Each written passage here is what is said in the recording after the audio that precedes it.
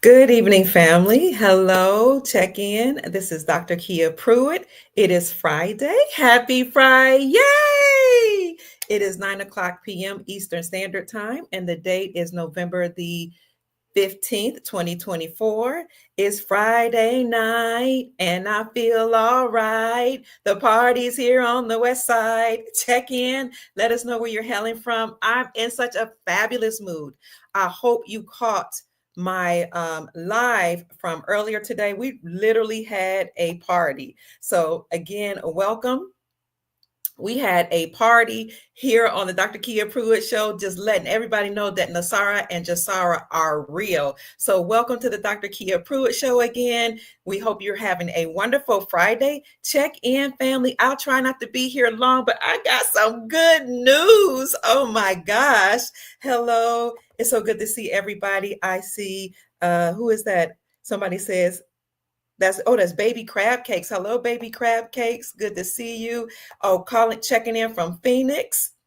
We have someone checking in from Chicago. We have someone from Ohio. Hello, family. It's so good to see everybody. Welcome. Sister Felicia says yes. I'm so happy we have 100 people in the chat. Hit the like button, subscribe to the channel if you're on Rumble or YouTube, and please leave your comments in the chat. I will do my best to cover as much as I can in as short of a time period as I can. I know it's Friday night. Y'all might have stuff to do, but I just wanted to tell y'all we have something to celebrate tonight. Hey, hey, hey. I see you. Somebody says gratitude. Beautiful. Thank you.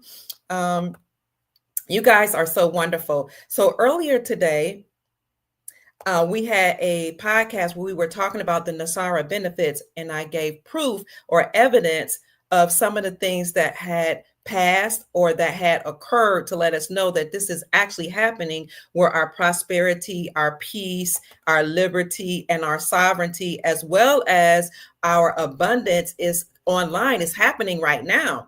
And while I was giving that podcast, people were saying they had been experiencing some of those things like credit card debt being wiped away, loans being wiped away, et cetera, et cetera. Well, after my podcast, one of our sisters left a message under the comment section to let us know that benefits had actually been announced in her country. So I'm going to get to that in a few minutes, but let me first finish greeting you all. I see Mama is saying hello from Georgia. Who is that? Texas in the house. Hi, Pat. It's good to see you.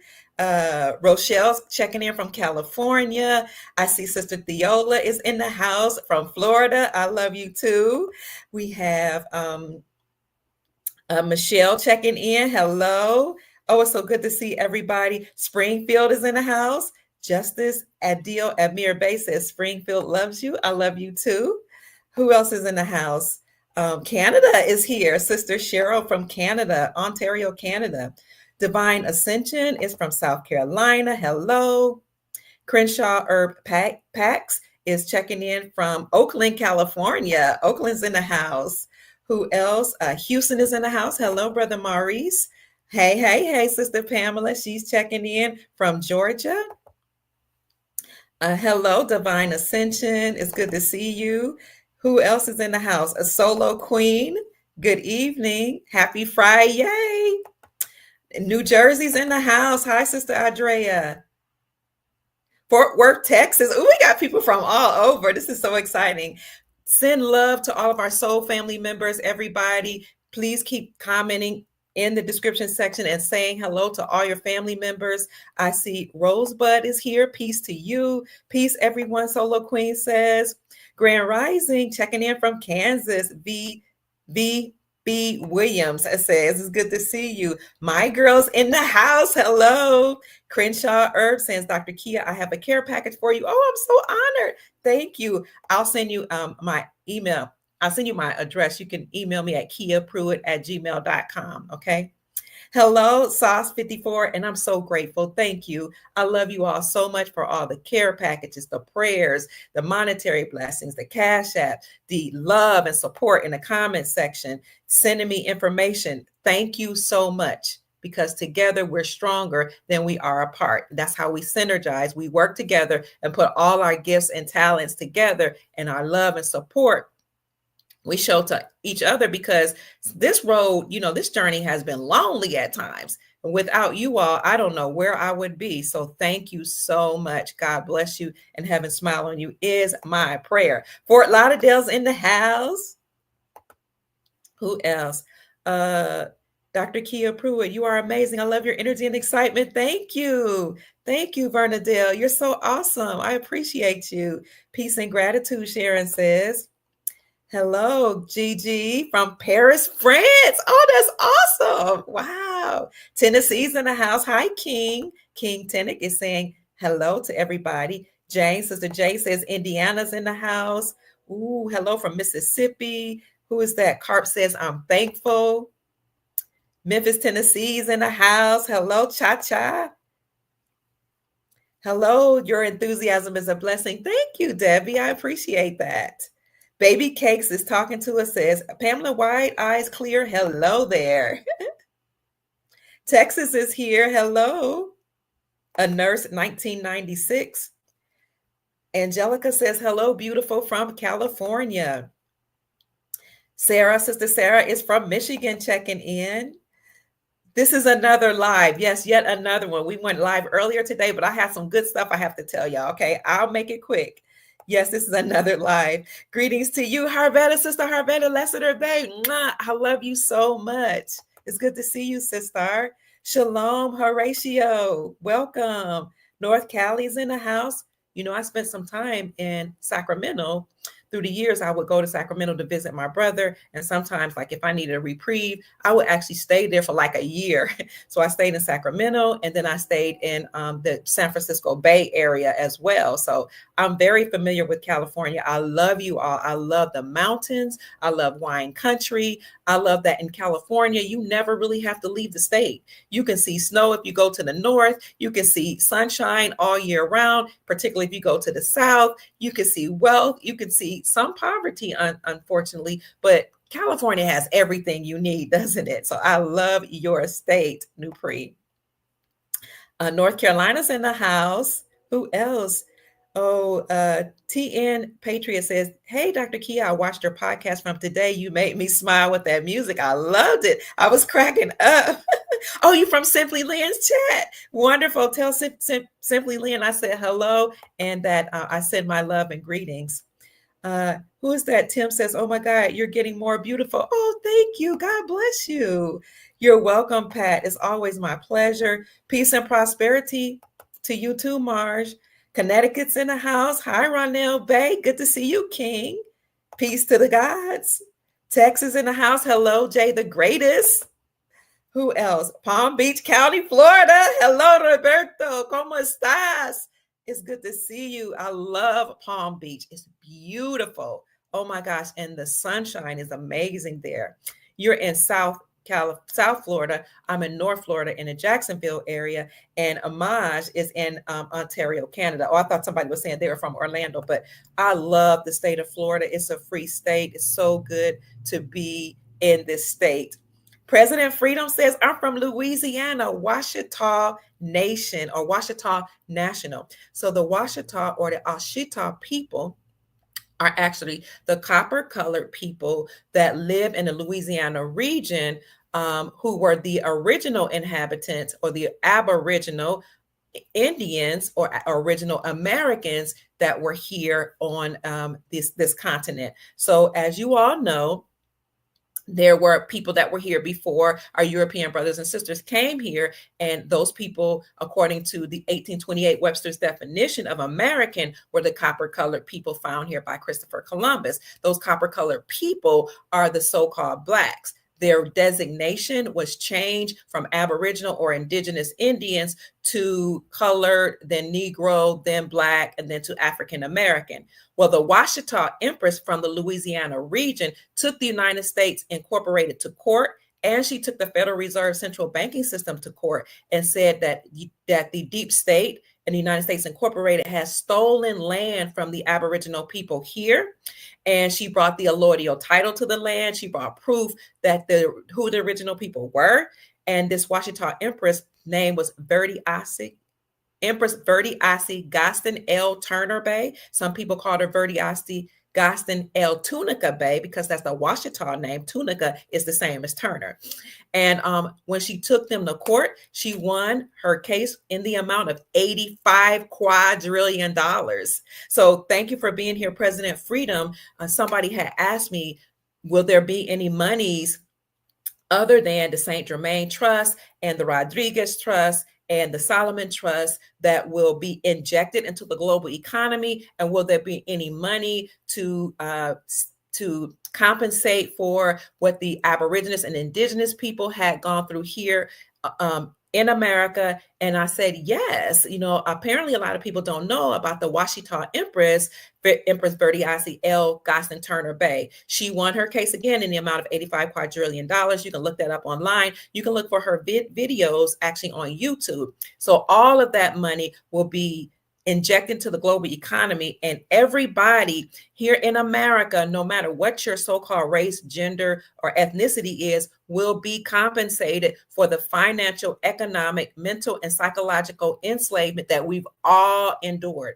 And not only here in America, but all over the world. And we'll get into that a little bit later. So I just wanted to pause to talk about Empress Verdi Asi L. Turner Bay because she is or was the Washita Empress. And I have met a few people who were with her when she took them to court. She actually took the United States Incorporated to court at the same time or around the same time that the farmers took the United States Incorporated to court. And the farmers won their case or their claims against the United States Incorporated. And their claim was that there was a group of bloodline families called elite people, 13 bloodline families. But if you've been following me for a little bit of time, you know that there are 13 families that are running everything. But then there are other bloodline families behind those bloodline families that most people don't know about. And I did a whole podcast on who those bloodline families are. But the bloodline families usurped authority and power from our lawful government that has been working here. And that is our republic, which has its own constitution. But those bloodline families took over our republic, and now those governments are running side by side. The lawful government, the republic, with its own constitution called the Constitution for our Republic, and the United States Incorporated with their own constitution called the Constitution of the United States Incorporated. Well, the farmers' claim was that the United States Incorporated had usurped authority from our republic, formed their own central banking system called the Federal Reserve, and was forcing farmers to get loans in order to farm. If they wanted to farm, they had to get loans from the Federal Reserve. And in order to get that money, they had to sow Monsanto seeds, which were sick seeds that were killing people and making them unhealthy. They had to do nefarious things to the cattle, and the farmers didn't want to do that. Well, if they didn't agree to do that, they would have their land confiscated from them. Okay. And they weren't receiving grant monies anymore. They were forced to get loans from the central banking system that was attached to the United States Incorporated. And on top of that, they got loans from them, and then there was interest put upon them, and the interest rates were so high that the farmers could no longer pay them. So the farmers, which is the backbone of our nation, when they took the United States Incorporated to court, a lot of them lost their lives because of it. Their attorneys came up missing. Okay, but they still pressed through to the Supreme Court and world courts, and they won their claim. At the same time, Empress Verdi Asi L. Turner Bay won her claim against the deep state, saying they stole land here from the Aboriginal copper-colored people that are called Blacks or African Americans. And the reason why a lot of people don't know this story is because we were fed a narrative that all people that look like me came from slave ships, when in fact, the transatlantic slave story, as we have been told, did not occur. And that's why you don't see slave ships, because there are none. What more than likely happened is that the brown people here, the African Americans, were what do you call it? Prisoners of war. So they were prisoners of war here. They weren't chattel slaves like the story goes. They were prisoners of war. And then some of them that were here were sent to Africa. And when they were sent to Africa, some of them did make it back, many of them didn't. And that's how they were misnomered or misclassified as African Americans. So they were here first. They were sent to Africa. And if you've seen my podcast a couple of days ago where I was talking about the bloodline families, I told you that those 13 bloodline families that are behind the Rothschilds, Rockefellers, and bloodline families that we know of are actually allegedly related to Haile Selassie. Then I discovered through my research and talking to different people that Haile Selassie actually came from America and he fled to East Africa. Then somebody shared with me that one of the earlier languages that was here in America, she told me the name of it, and I have to find it you all for me. She learned that it was an Ethiopian language. So I looked it up. And it's true that one of the original languages that was here in America is an Ethiopian language. And that leads me to believe that it is indeed true that Haile Selassie came from America and he fled to East Africa. Now, allegedly, he is related to the Medici family, the Orsini family, and some of those other bloodline families that's behind the Rothschild family. Okay, so there are bloodline families that we don't have anything to do with, that we don't know who they are. And in fact, what I'm learning and what I've come to understand and understand is that these bloodline families that are running things have been fighting against each other for centuries. And these bloodline families that control the world, while we've been told it's a white supremacist a worldwide system that has been occurring, the bloodline families behind white supremacy are actually called Moors. Okay, they are original so-called black-skinned people, because we all know that the so-called original people on the planet are dark-skinned people from different hues, and then many people came from those people.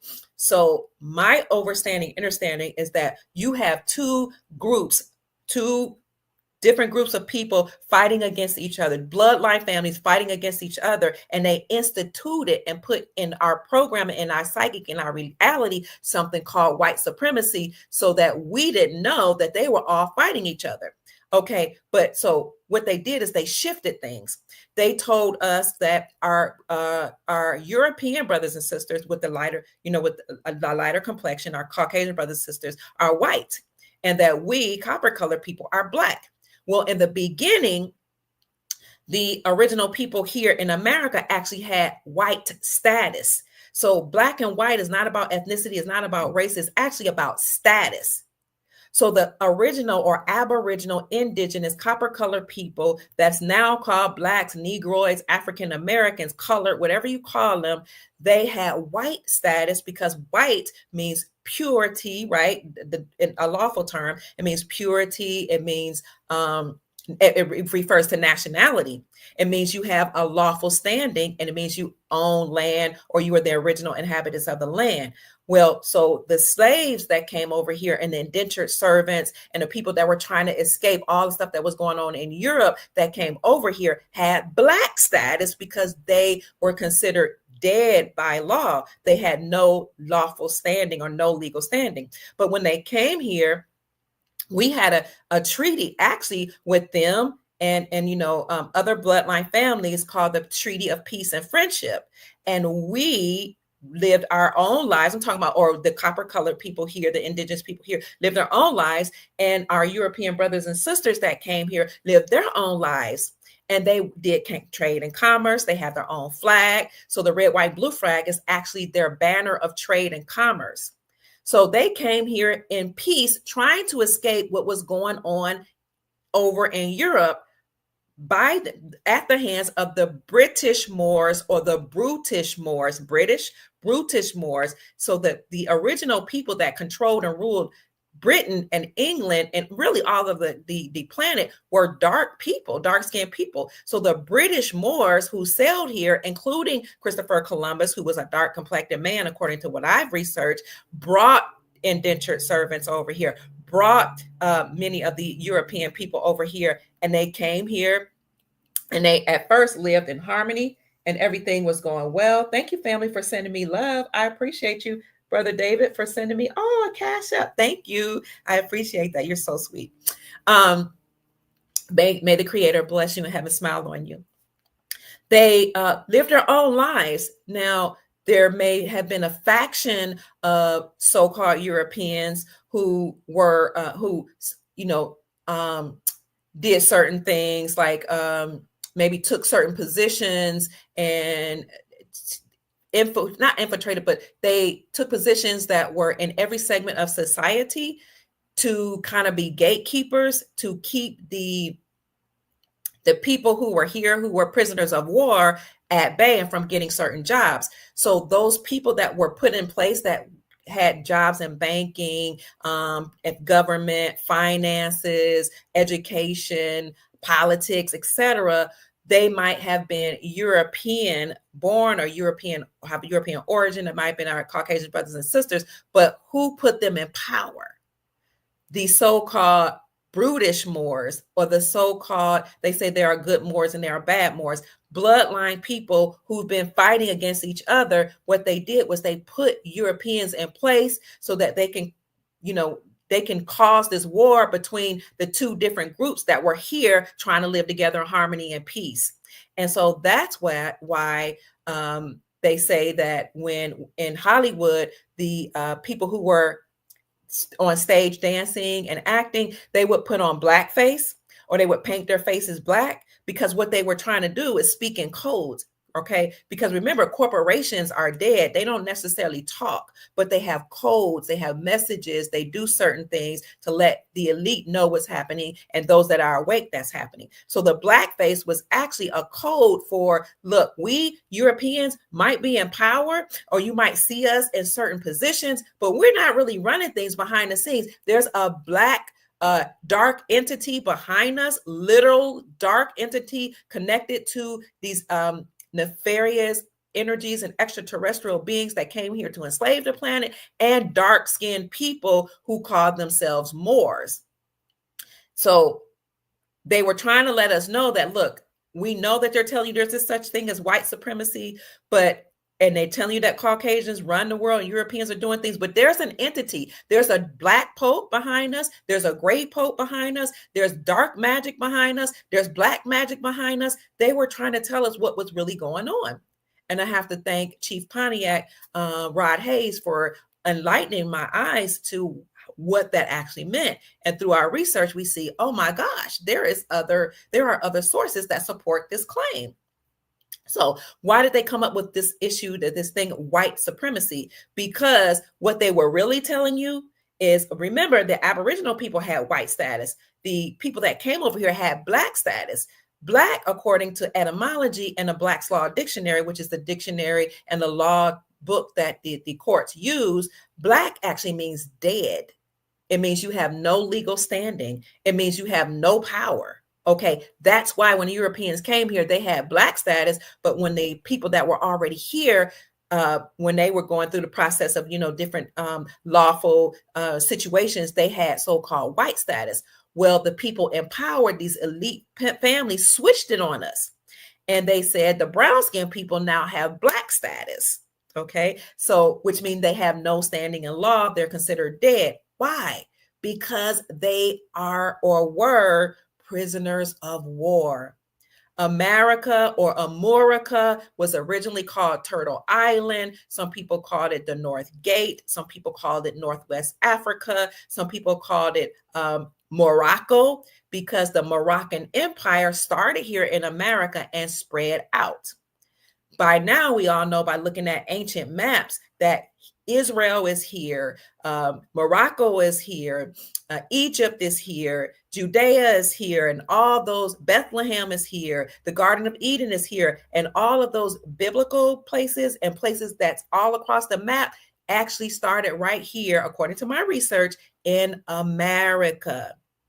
So Turtle Island was the inhabitants of the Aboriginal people.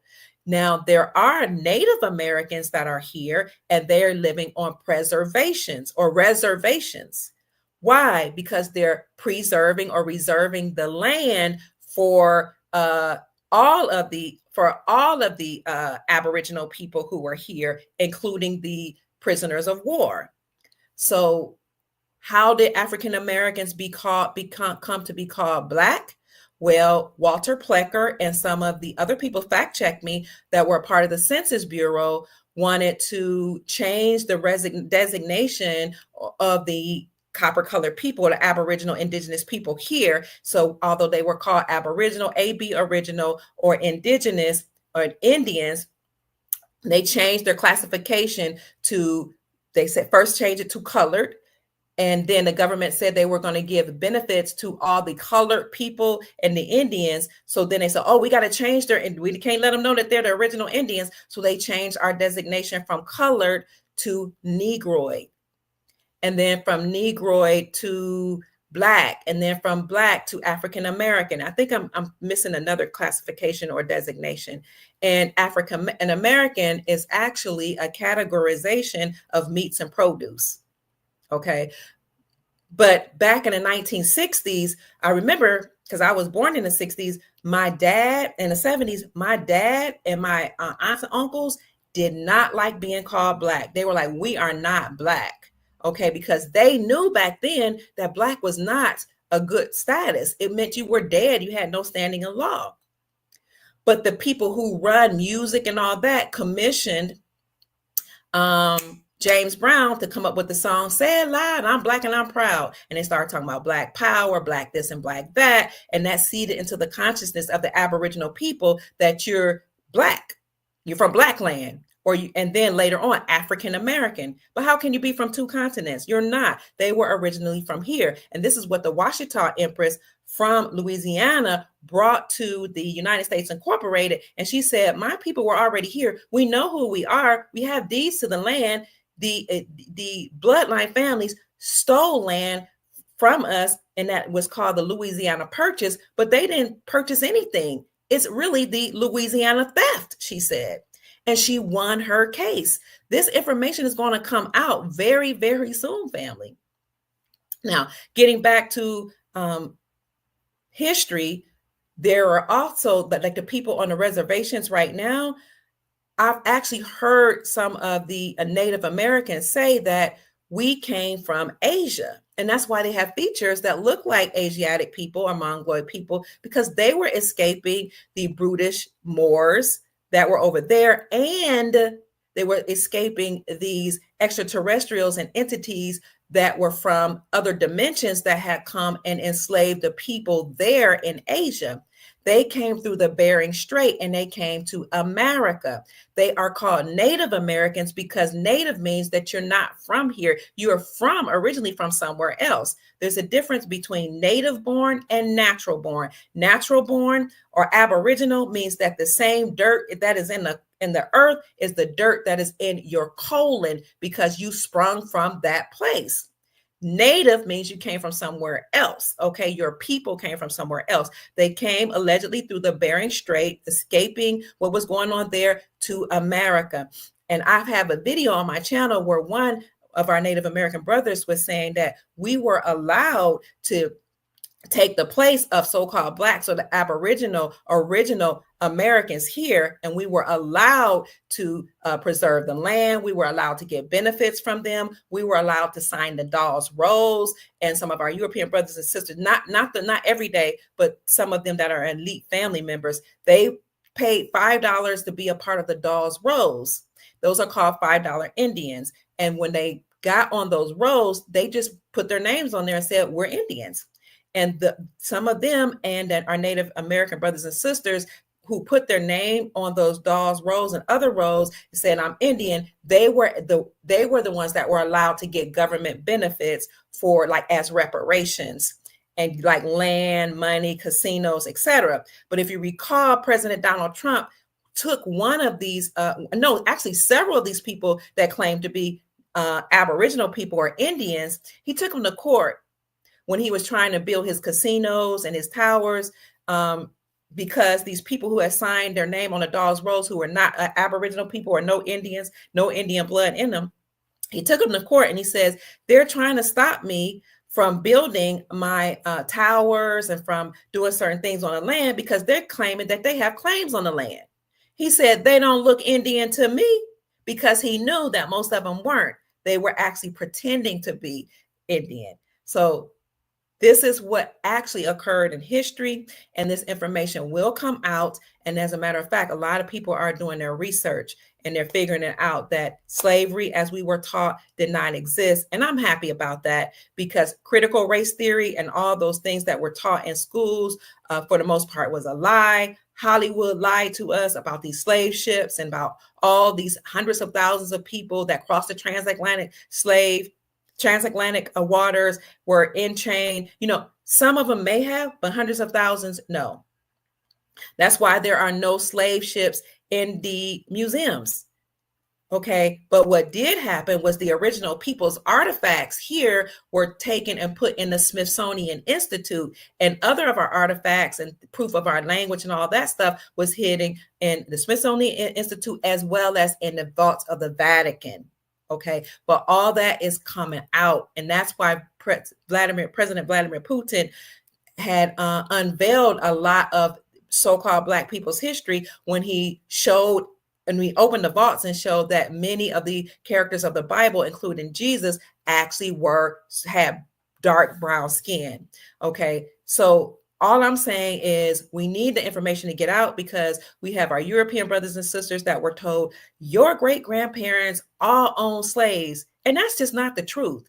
And if you're brown skin, all of your ancestors were slaves. And so what these people in power did was they seeded this into our consciousness so we can be at war with each other.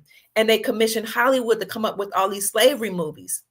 Once a slave, 12 years a slave, 1,000 years slave. Oh, I'm tired of being a slave. Oh, master gonna beat me today because I'm a slave. Oh, I'm a slave today, slave tomorrow, slave forevermore. Roots was a slave narrative written by Alex Haley, okay, in the 1980s or 70s or 80s.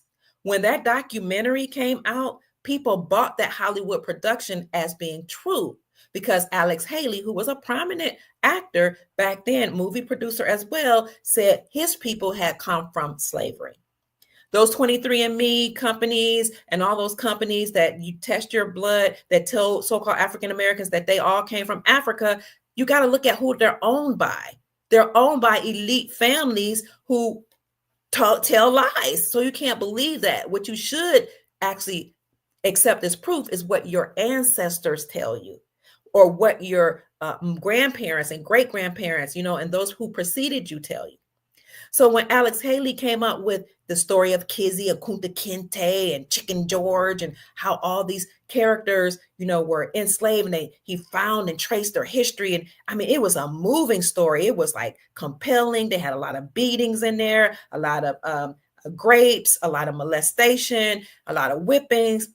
I mean, it was so horrible that a lot of people, no matter what ethnicity or nationality you came from, a lot of us were angry. A lot of us were hurt. People were crying. And what Hollywood does is they would do those things that cast spells upon us.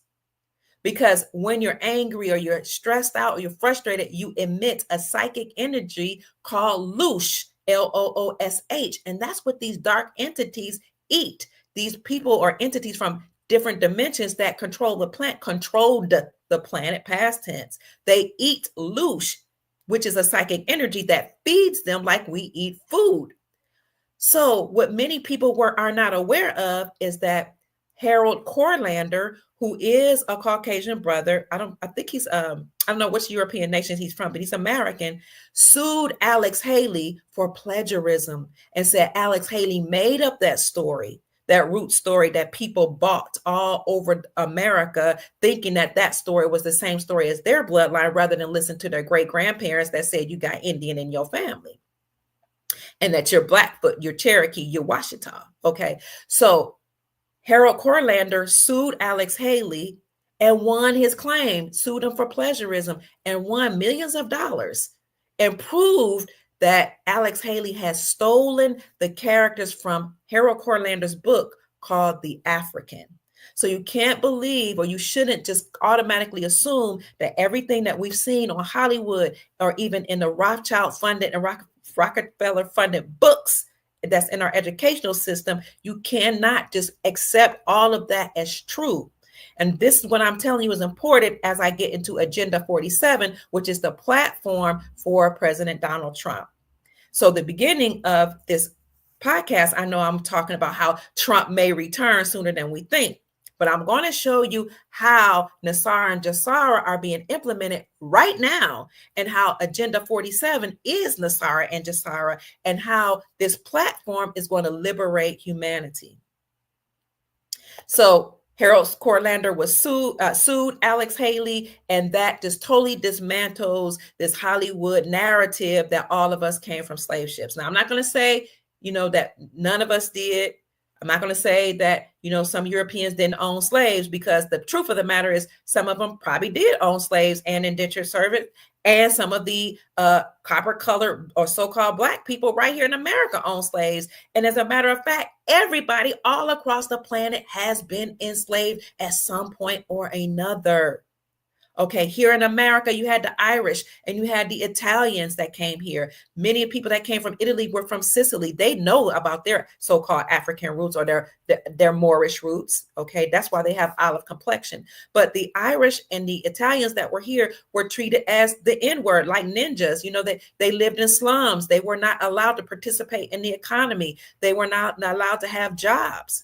And that's why a lot of them participated in the underground economy, and some of them participated in like drug trafficking and mafia and all that kind of stuff, because they were not allowed to operate and function in society, because they weren't considered to be one of the approved families by the elite.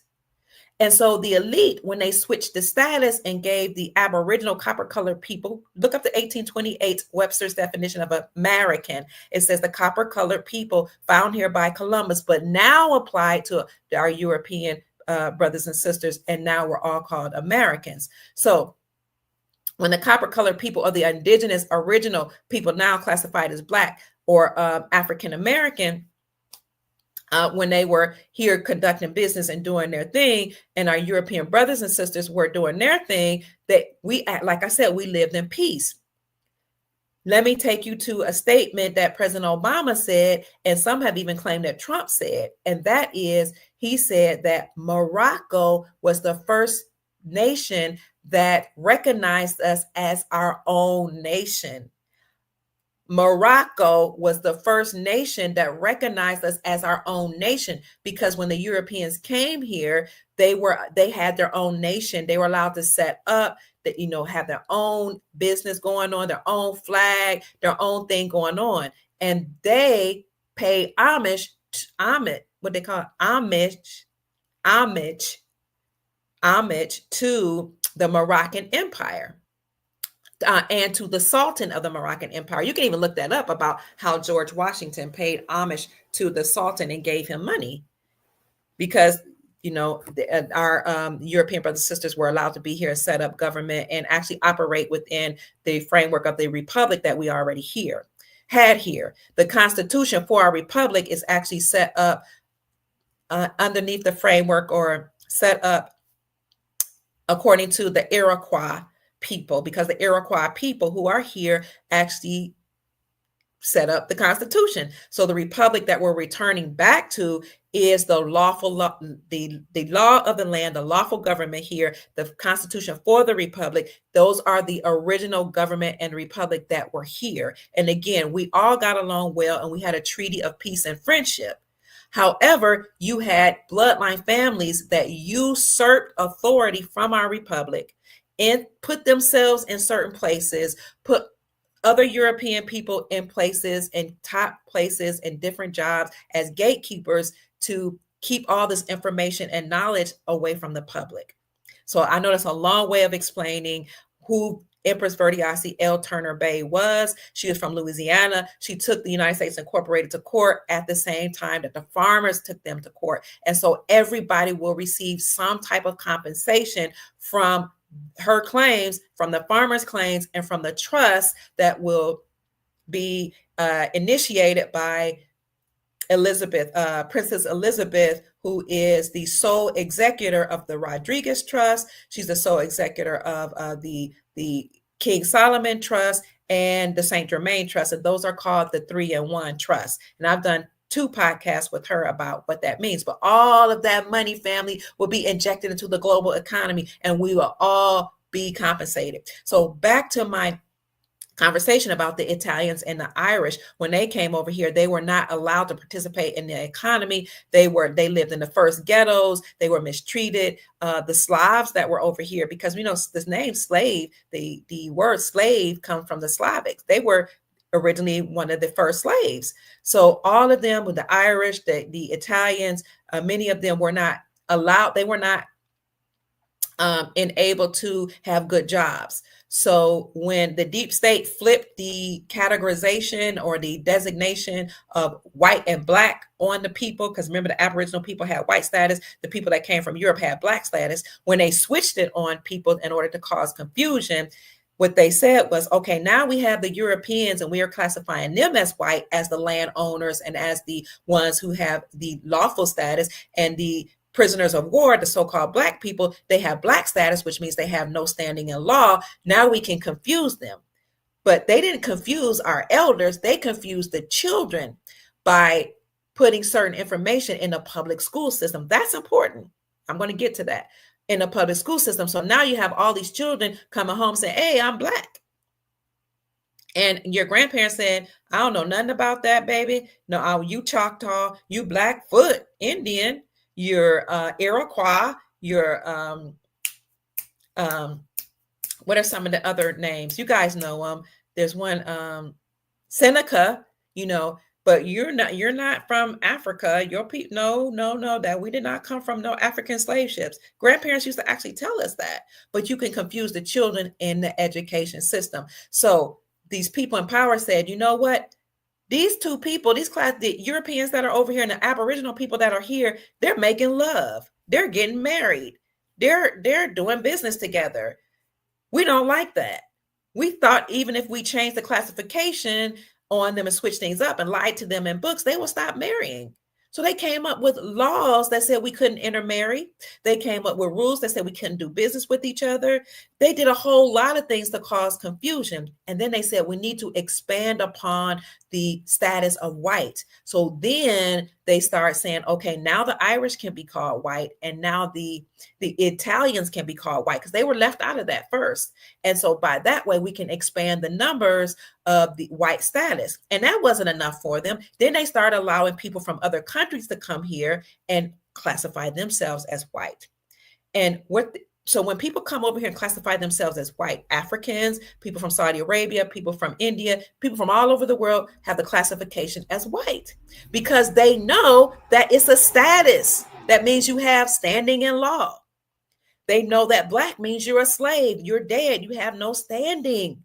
Okay, so the deep state allowed all these people to come here to take the benefits and to live off of all the land here and have resources and have good opportunities. And I'm grateful for that they have these opportunities.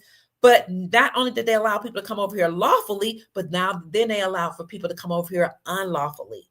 Because the plan for these entities that are not human, and some of them are human hybrids that are the Nephilim, or the beings that the Bible says came down from heaven. They fell from heaven.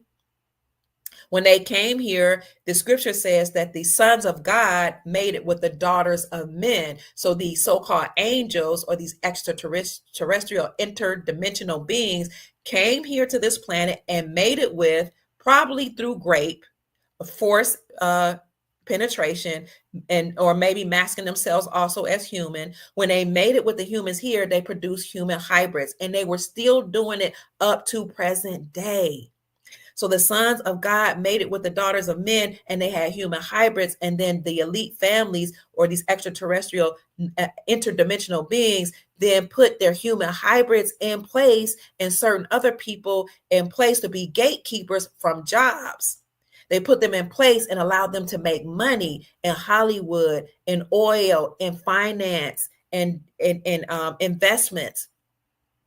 And if you were human and you wanted to make it into Hollywood, or make it in finance, and make it in education, make it in science, make it in every sector of society, you had to pledge to secret societies that were controlled by these interdimensional beings. And you had to make human sacrifices.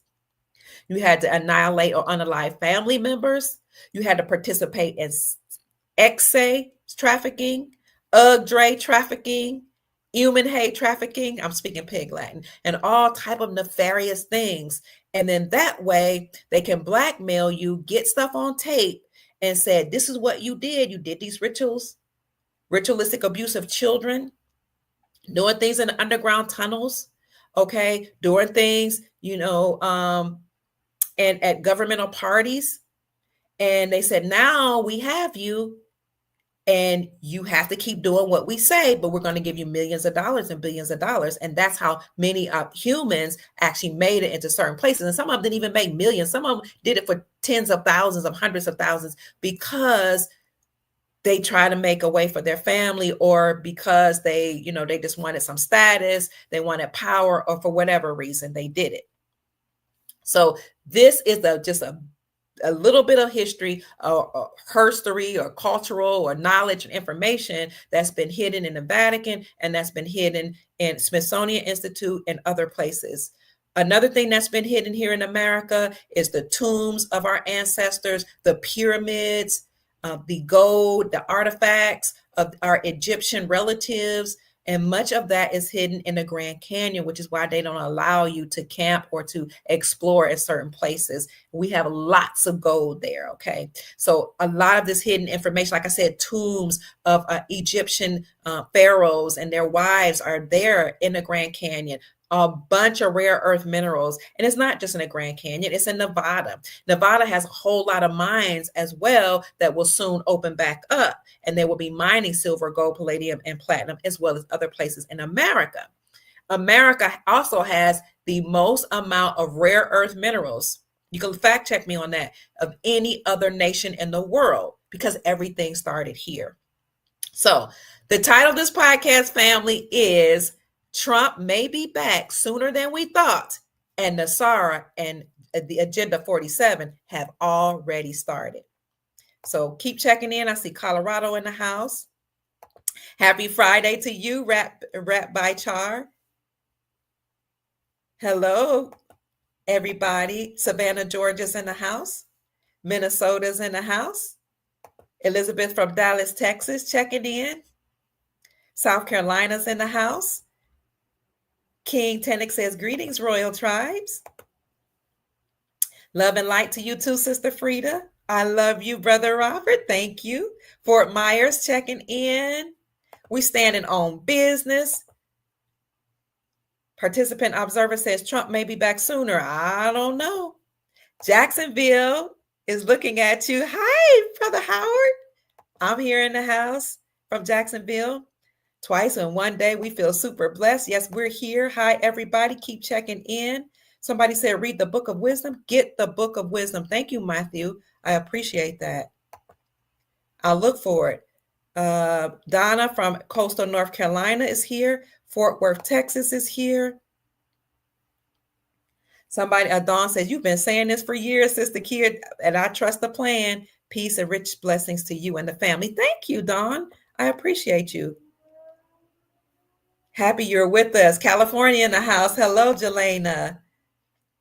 Theo says, thank you so much. South Carolina's in the house. Let's grow in love and peace. Turtle Island in the house. America is originally called Turtle Island.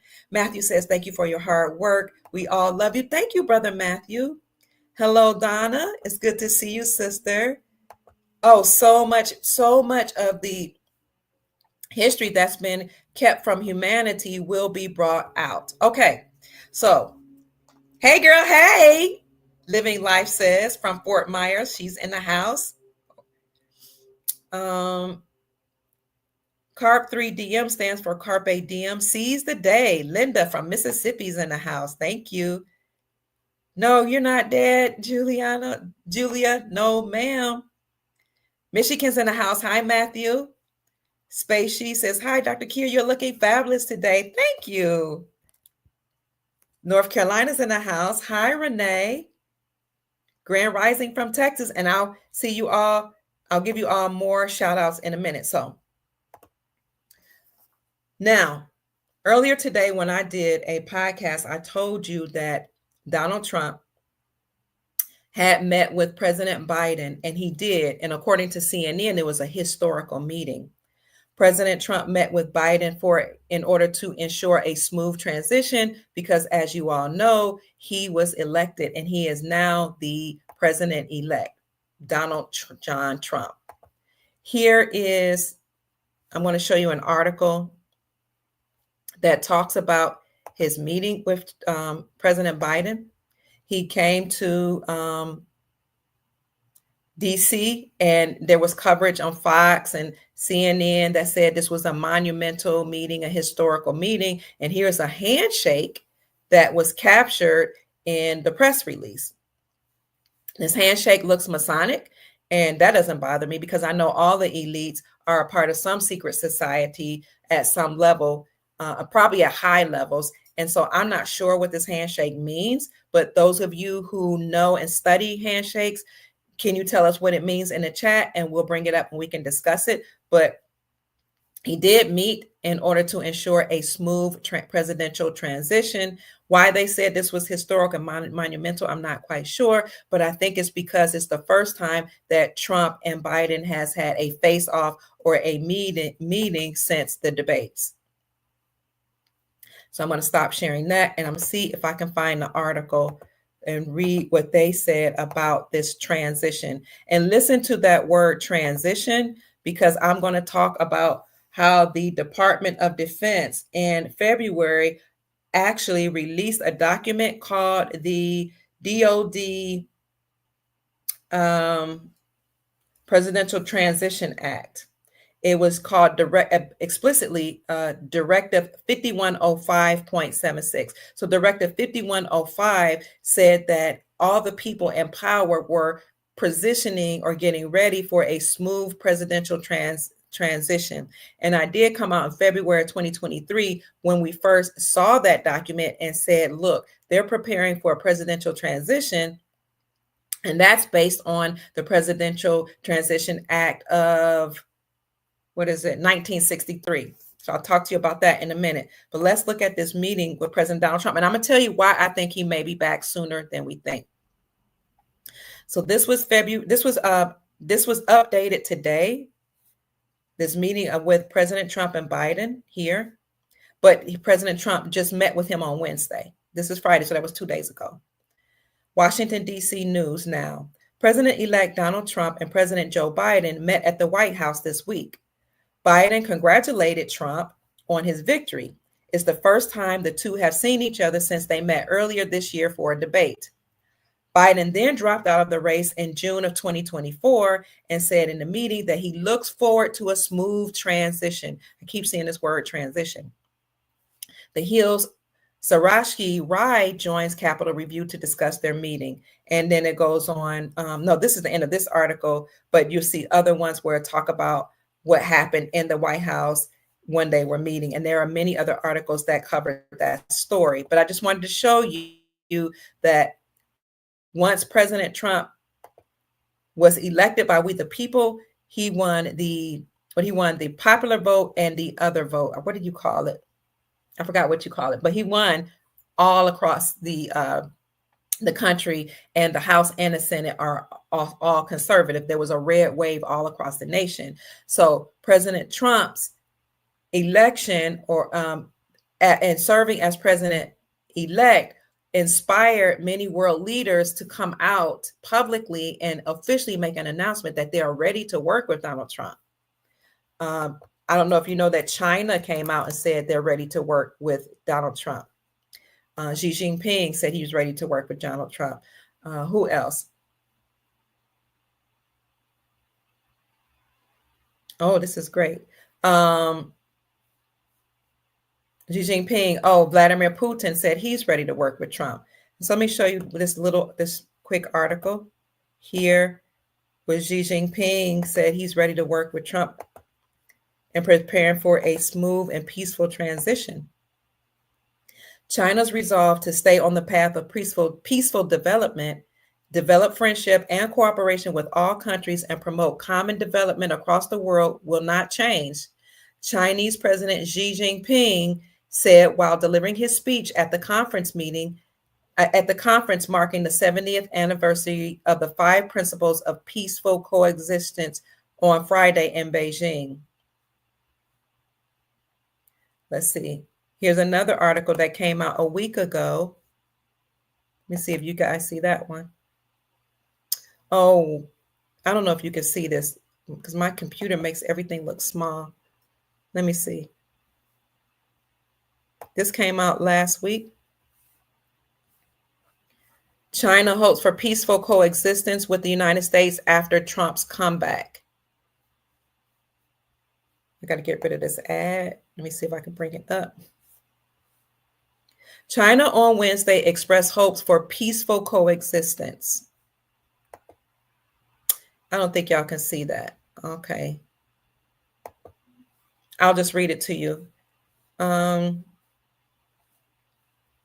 China on Wednesday expressed hope for peaceful coexistence with the United States amidst Trump's approaching victory over Kamala Harris in the United States presidential elections.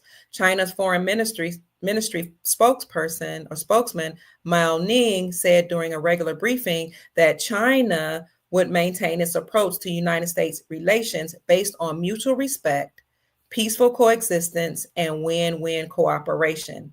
Our policy toward the United States has been consistent, she added, whilst avoiding direct comments about Trump's potential re-election. Mao said the United States presidential election is an internal affair of the United States. In other words, the United States elected him. That has nothing to do with China. All we know is we want a peaceful transition and peaceful relationships between China and America. That was Xi Jinping's administration. Also, Vladimir Putin and Russia came out and said they want a peaceful transition and they want a peaceful working relationship with Trump. And then Saudi Arabia and other countries in the Middle East came out and said that there will be no war in the Middle East, and they seek peaceful relationships with the United States of America.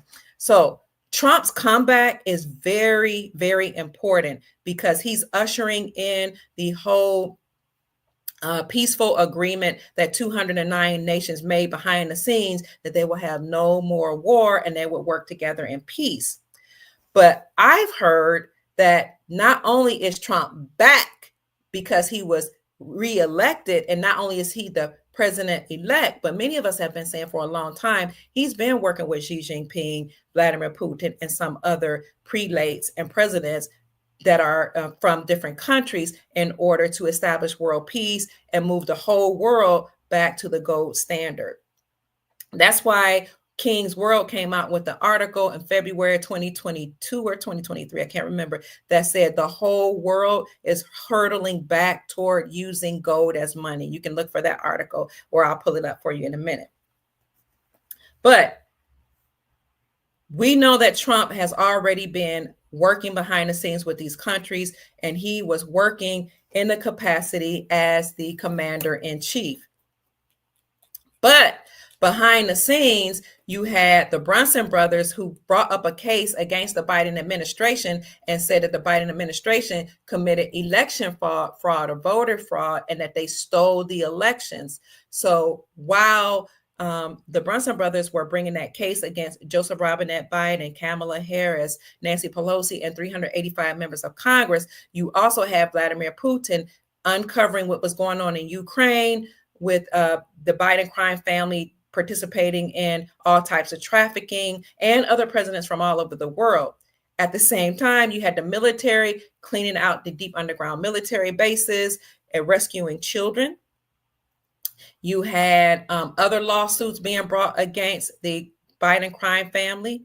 You had James Comer, who is the chairperson of the House Oversight Committee to investigate Biden and his administration.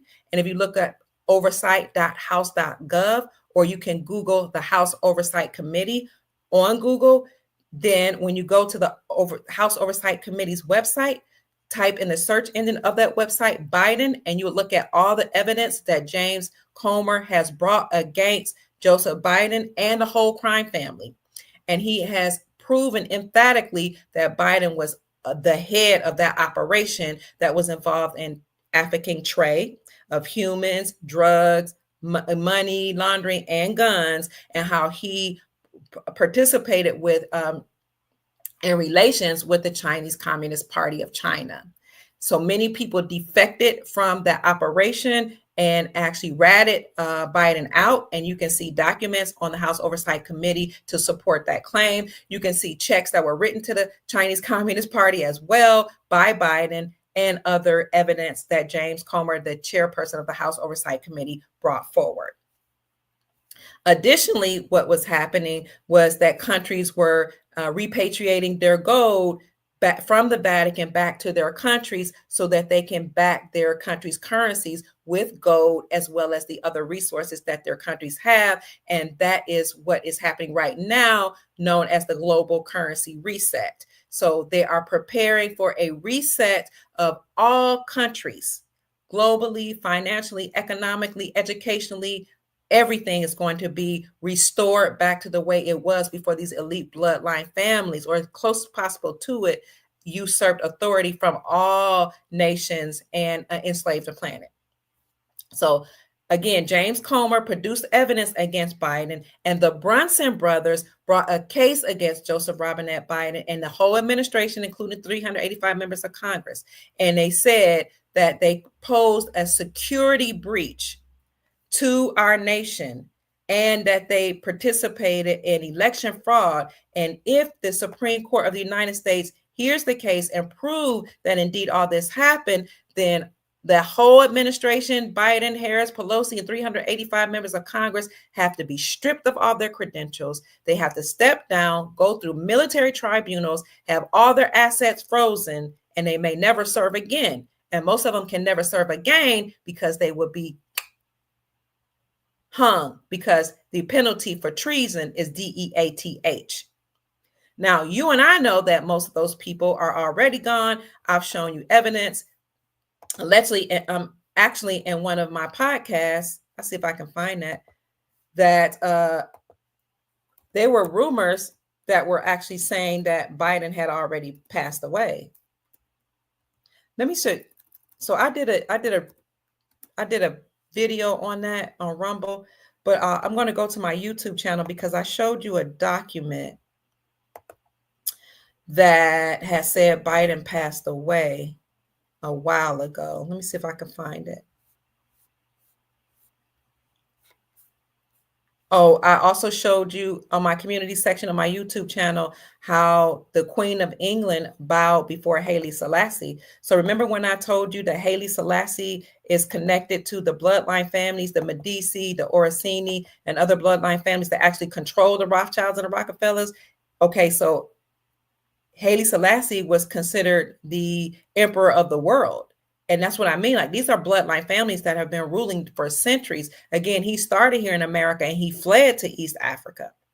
Well, this was very interesting. And one of my military brothers and sisters showed me this, the Queen of England bowing at Haile Selassie's feet. It says, here's the Queen of England bowing at Haile Selassie, the Ethiopian leader's feet. Why? Oh, I hope you can still see this. Everyone bows or bowed to the Queen of England, but the only person she bowed to was the Negus, Negus, Haile Selassie, legendary emperor of Ethiopia, as well as the first king of the Solomon dynasty. The Solomonic dynasty, the Solomon bloodline runs through the veins of Haile Selassie. And that's one of the bloodline families that's controlling the planet. Hope that information comes out. So let me get back to here because I want to show you how allegedly Biden passed away in 2018. And this is why some of our military brothers and sisters says that the inauguration was not really an inauguration of Biden, but it was a funeral for Biden. So you have to follow. Who's the military guy that came out with that information about the war manual and how the 21 gun salute happened at the so-called fake inauguration of Biden, how that was actually a funeral. What's his name? You guys know his name. Gosh, I don't have. Okay, I can't find that. I don't see that document. Hold on. I'm gonna see if I'm gonna find a document that shows you. If you go to the community section of my YouTube channel, it should show you. I'll look at my other YouTube channel. I've had 7 altogether that YouTube took off, and they were censoring me heavily, and they, got rid of a lot of my information that I had. Dang, that's the wrong one. That I had for you. And I've done many podcasts. I'm trying to see if I can find my other YouTube channel switch accounts. Nope, it's not there. Dang. You see that this is one of my channels. It says your channel won't be put back on YouTube, because some of them they said they'll never put back on. Well, I'll get back to that later, but I'm going to show you how allegedly Biden passed away in 2018. Do y'all remember that?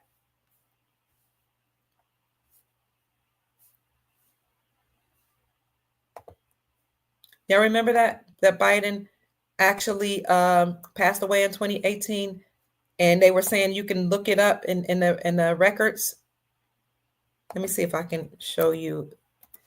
I'll look to see if it's on my Rumble channel.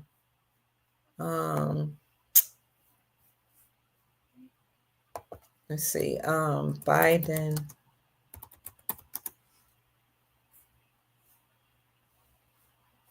That's not it. So I brought it on my YouTube channel. I just want to show you that Biden allegedly is gone, and that there are people that are masquerading as him because they're wearing masks. These people have body doubles and doppelgangers and all that type of stuff. And I had pulled that up earlier today, but I can't find it. Let me see. I'll tell you what I'll do. I'll look for that a little later in the podcast, or if I don't find it, I'll put it in the description section for you. So the reason why I'm talking about President Trump being the president who many countries are saying they want to work with and ushering in world peace is because a lot of things have, since he just been elected, have started moving. Okay. As a matter of fact, let me show you about the Brunson case.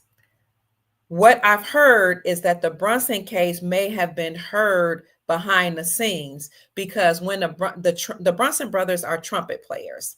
They brought the case against Biden, said they participate in election fraud, and they allow people to come across our borders. And you can fact check me on that, how Biden admitted that over 320,000 illegal aliens came into our country. He allowed them to fly into our country. Biden admits. Let me see.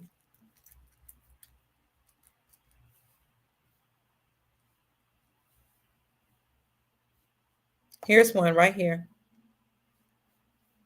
Joe Biden has been secretly flying illegal immigrants into communities across the country in the middle of the night, this one article says. I'll show that to you. Forgive me if this podcast is going longer than it should be. I just want to show you proof of what I'm saying. Biden has secretly flight. You see that has been, this was written February 22nd, 2022. Secretly flying illegal immigrants into the communities across the country in the middle of the night. The federal government transports adult detainees in its custody from one facility to another, or from one United States city to another during deportation proceedings. The vast majority of people on the flights are unaccompanied minors who cross the border, requested asylum under immigration law, and are being released from federal custody to a parent or a sponsor. Some of those sponsors are not related to these children. So a lot of children were coming over here without a parent, and they were trafficked. Some of these flights happen at night, but they are not covert operations, according to this publication. The same types of flights were done allegedly by the Trump administration. And so this is a what they call PolitiFact. So this was an article that's trying to fact check us because we said 320,000 illegal aliens came over here. So what they're trying to say is, yeah, Biden admitted to it, but Trump did the same thing. But we don't have any evidence that President Trump allowed for illegal immigrants to come over here. As a matter of fact, he wanted the wall to be built. And that's another thing that's happened. Mexico is now saying that they're going to build the wall, rebuild the wall, and call those immigrants back home since President Trump has been reelected. Let me see if I can find Biden admits to 320,000 illegal immigrants. Here we go. Here's an article. Once we start announcing this, you have Snopes and other independent, not independent, but some independent journalists and other mainstream media journalists trying to come out and say we were lying. Did Biden secretively fly over 320,000 unvetted migrants to American airports in 2023? So I want you to look that up and see how Biden allegedly acknowledged allowing more than 320,000 illegal, unvetted, undocumented immigrants to come over here. So the Brunson case is significant because the Brunson brothers said, if it is proven that in fact Biden has made our nation a security breach, if it is proven in fact that he and some of the people in his administration knowingly allowed for or participated in election fraud, then they have to be stripped of their credentials because those acts, are called treason. When the Brunson brothers brought that case up to the Supreme Court of the United States refused to hear the case. And here, let me show you a podcast that I did with Lloyd Brunson, where I was able to actually meet Lloyd Brunson. This is the second, if I can find it. This is the second podcast that I did with Lloyd Brunson. Oh, I don't see it. I must not have that one up. Nope, I don't have that one up. But I'll show it to you. 1 minute. If in fact it is proven that this is the case, then you're going to see a lot of things happen, not behind the scenes, but up front. So let me look up Lloyd Brunson on my Rumble channel.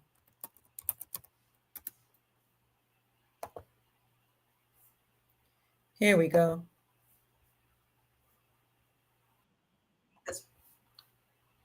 This was my second interview. I named it on my Rumble channel. You go to Dr. Kia Pruitt on Rumble. First, you go to rumble.com, type in Dr. Dr. period, space KIA, space PRUITT. And on my channel, you can type in the search engine part Brunson, BRUNSON. And you'll see this called Sound the Trumpet, Save America. This was Lloyd Brunson, who is part of the Brunson brothers, who brought that case against Joseph Biden, Kamala Harris, Nancy Pelosi, and 385 members of Congress. So the Supreme Court refused to hear the case when he brought this case against them. I think it was in 2022. Well, Lloyd Brunson found a loophole in the law that says that if the Supreme Court refuses to hear a case of this magnitude where treason really could be proven or hypothetically could be proven, then those justices can be held for treason as well. So I have to spell out the word because when I would say the word, sometimes YouTube would censor me. They don't like that word, treason. They don't like it. So they could censor me. So again, the Brunson brothers, who are trumpet players. Okay, you see trumpet players. Trump is the trumpet in Zion. Trump is playing a Trump card against the deep state. When they brought this case against the Biden administration, the justices of the Supreme Court wouldn't hear it. So Lloyd Brunson found a loophole in the law that says if the justices won't hear a case of this magnitude, then those justices can be held for treason. And when he brought up this second case, then the Supreme Court justices were supposed to hold a conference. I think it was last October, and they were supposed to let us know what the decision was against that whole administration. In the meantime, Lloyd Brunson was going around on different podcasts. I'm so grateful he met with Dr. Kia Pruitt twice, as well as Gold Star Mother Susan Price. And I'm grateful that she introduced me to him. He was bringing this awareness so that people can know about the lawsuit and they can know that our security indeed had been breached, our borders had been breached, election fraud had really occurred. Well, it never came out whether or not the Supreme Court justices had a conference. Did they hear the case? Did they have a conference? Did they decide anything? We were just left in the dark. But Lloyd Brunson at least had brought this to our awareness. He had people to sign petitions. Many of us signed petitions on our channel saying that we need the Supreme Court justices to hear this case. Well, after he brought this information out, you started seeing judges actually recuse themselves from the case. They recused themselves from the case because they said, you know what, I cannot be unbiased. And you probably looked that up, justices. Let me see if I can find it. Recuse themselves. I had it earlier, but I don't know if I still have it. Ooh-wee. Yep, I see it.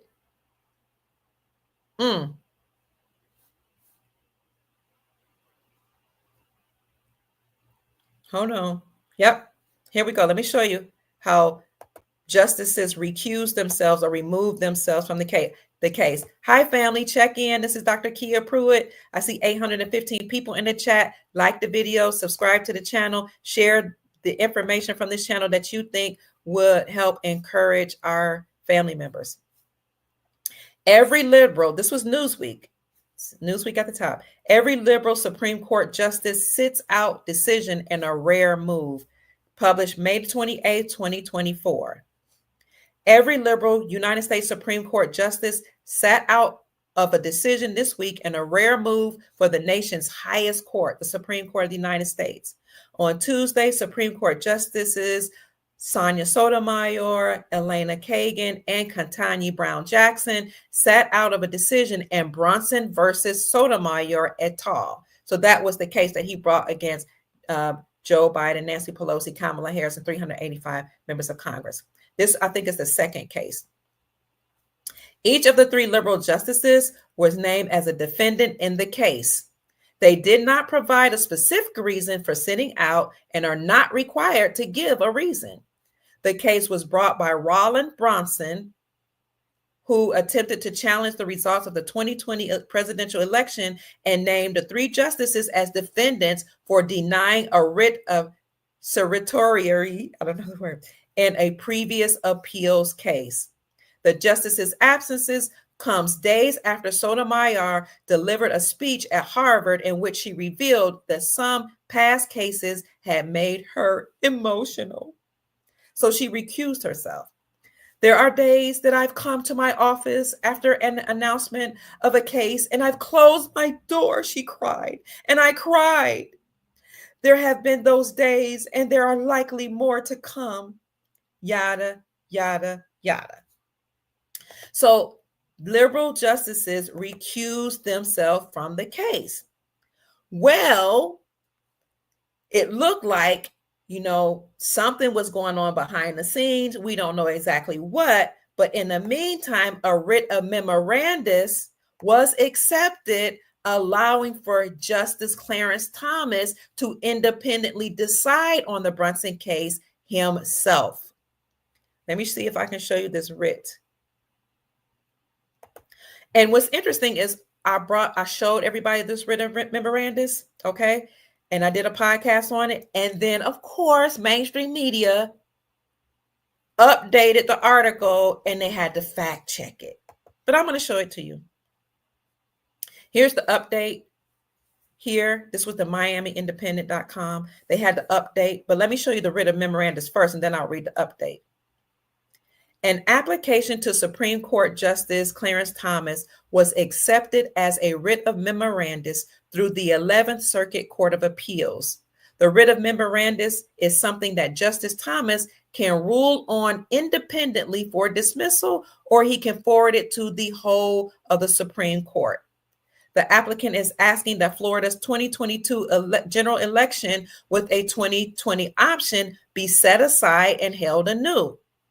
This is also room for the 2020 election cycle to be set aside as well, since the evidence shows the same uncertified and uncertifiable equipment was used in both election cycles. In other words, in both 2020 and 2022, there was uncertified equipment that was used in the elections. And so there's evidence to support this claim. As such, they can completely make the 2020 elections and their whole outcome of the elections null and void. Okay.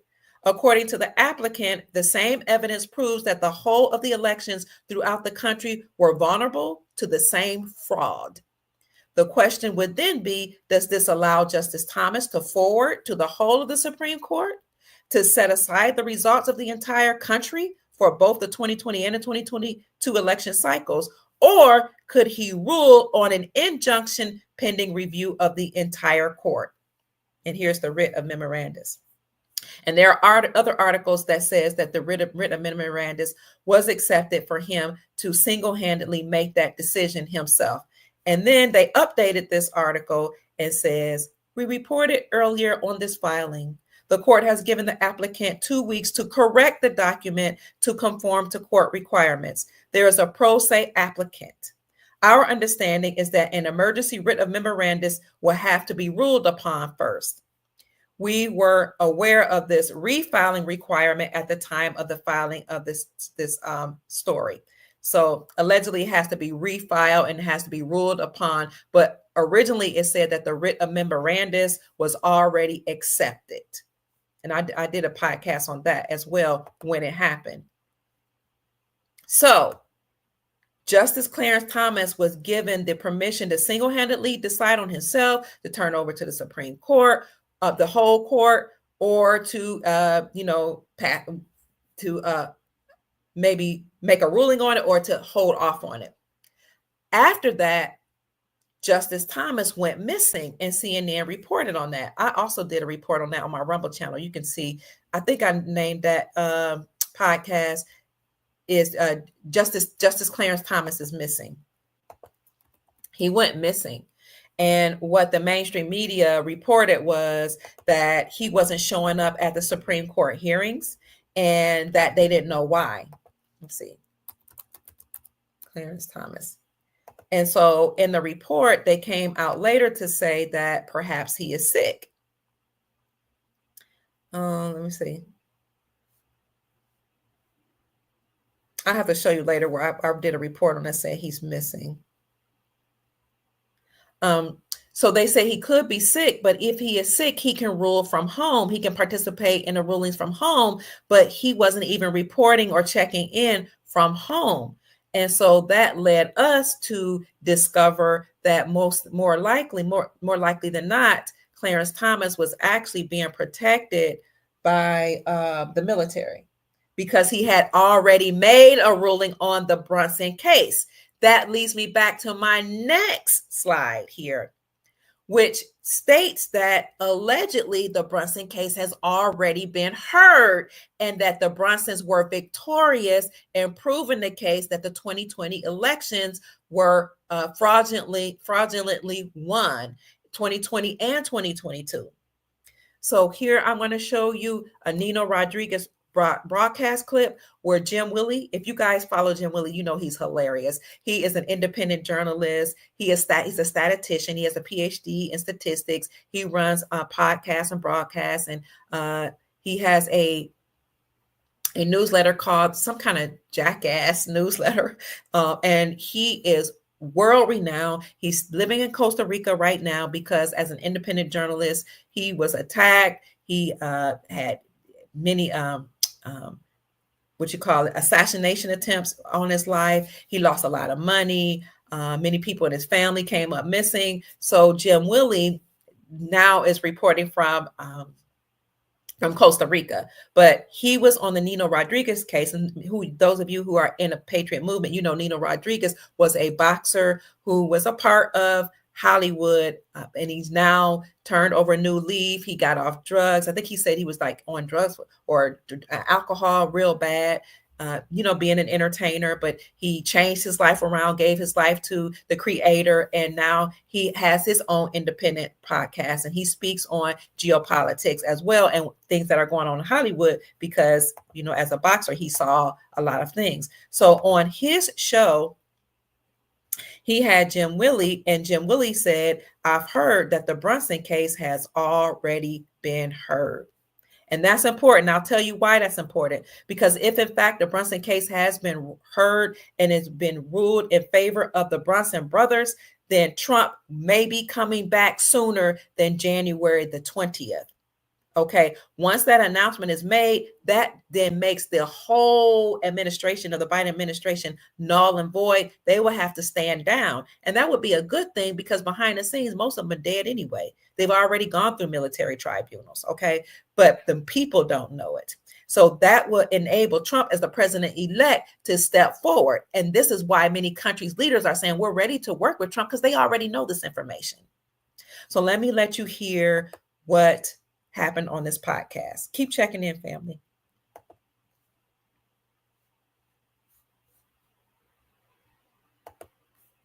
Here we go.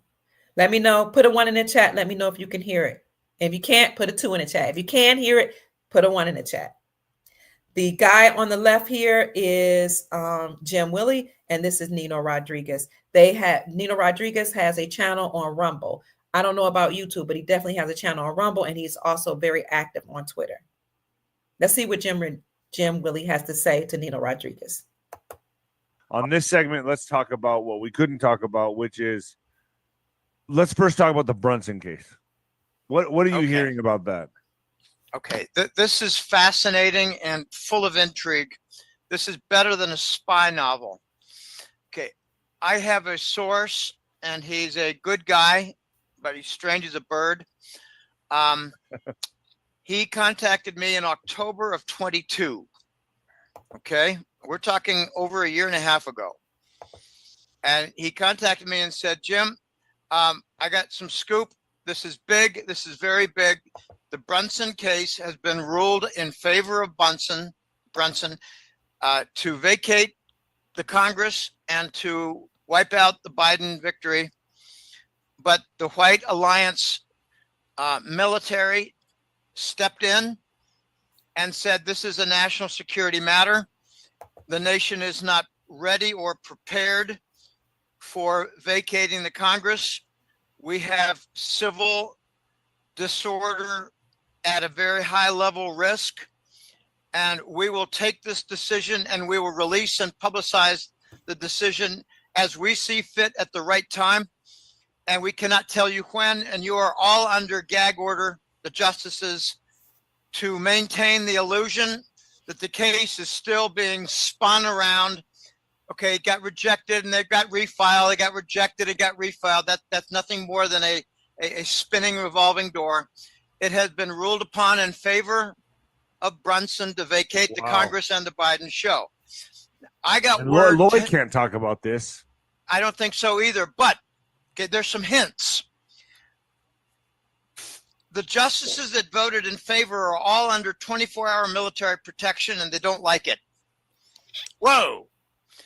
Also, Brunson has been seen in public like he suddenly had like a wedding proposal just got accepted. He just lit up emotionally. He's been texting me. So I hope you heard that. Basically, what he's saying is that the case was already heard and already decided in favor of Lloyd Brunson, but he and other people, including the Supreme Court justices, are put on a gag order. They're not allowed to speak about it. When was that podcast? That podcast was about 3 months ago. So, and many of you are actually saying that you also heard that Lloyd Brunson had to sign an NDA. Okay, thank you. Thank you, Who was that said that? Thank you, Marcy. He had to sign an NDA. Participant observer says Scotty Sachs is the one who had an NDA on the Brunson case as well. He said he was allowed to say it now and that he said that Brunson won. Thank you, participant observer. Thank you for this information. Pamela says, sadly, Nino Rodriguez's channel is his channel on Rumble. At least the one that I see hardly has any recent posts. Oh, wow. But he's very active on Twitter. So follow him on Twitter. Sister Teresa said, I heard that a few weeks ago that Brunson had already won their case. The White Hats are in control. That's the military and the Global Alliance. They're all in control of disseminating information. They're in control of what's actually going on. They are in control of what's going on in the politics. They only allow certain things to come out as they feel people are able to receive it. All in good timing, they are busy doing the arrest and evil. So you might have heard who is that? Jim Willie say that there could be civil disorder, which is why they didn't allow the information to come out right away. And so somebody had asked me earlier, do I still think there would be an emergency broadcast system announcement? And I would say possibly, because that or an emergency alert system announcement would be a presidential announcement. Remember back in the day, you would have this is an emergency broadcast system announcement, and they would give you emergency announcements over the TV. This was way back in the day, and over the radio when our parents used to listen to radio. Also, sometimes they'll say, this is a test. This is only a test. Well, in 2018, we actually had a presidential emergency broadcast system announcement to come on the phones and the computer. I remember that because I reported on it. I told people it was going to happen, and then I told people when it happened, and I told people why it happened.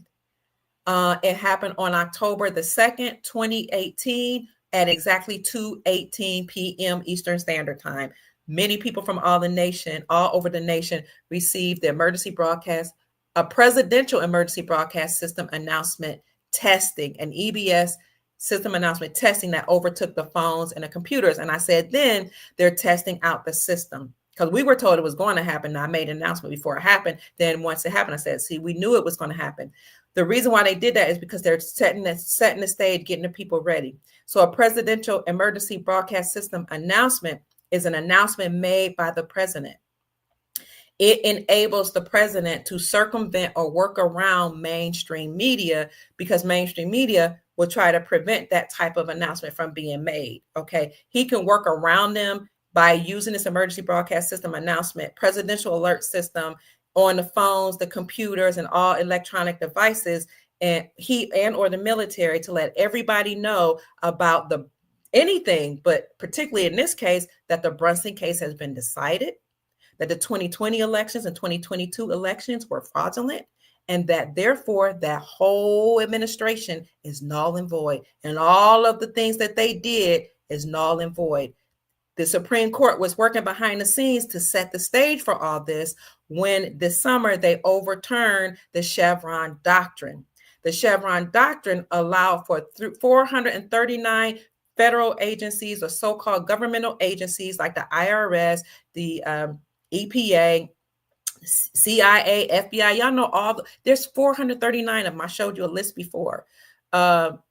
They allowed them to come up with statutes, codes. The government, the elite powers allow all these so-called federal agencies that are not federal. They're not a part of our republic. They're not a part of our government. They're just bloodline families that created these entities to enslave us.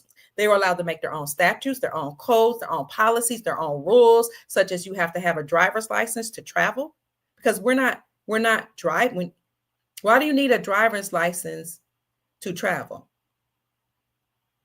We're not operating in commerce when we're traveling from one part of the country or world to another. Why do you have to have a driver's license? Why do you have to have a passport?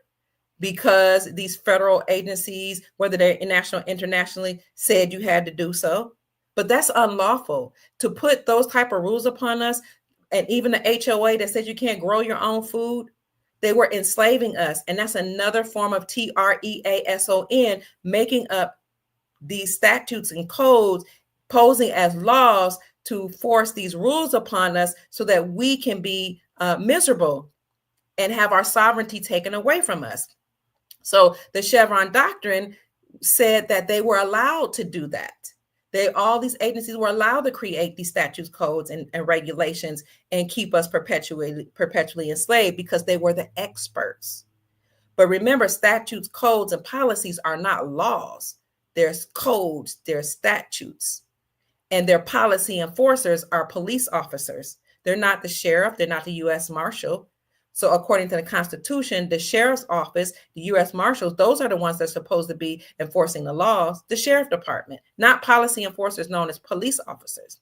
That's why all across America, you can fact check me on this, police departments are closing and the duties of the police are being transferred over to the sheriff departments, because behind the scenes, you have people in power that are returning our republic, that's working to restore our freedoms. So the Supreme Court of the United States ruled against the Chevron doctrine and said that these so-called federal agencies, the 439 or 469 agencies that created these laws, were operating unconstitutionally, and they were committing TREASON.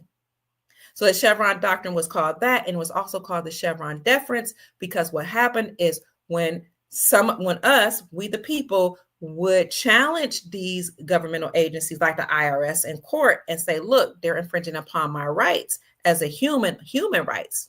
Okay. They're infringing upon my human rights. They're infringing upon my right to have a life, liberty, and a pursuit of happiness.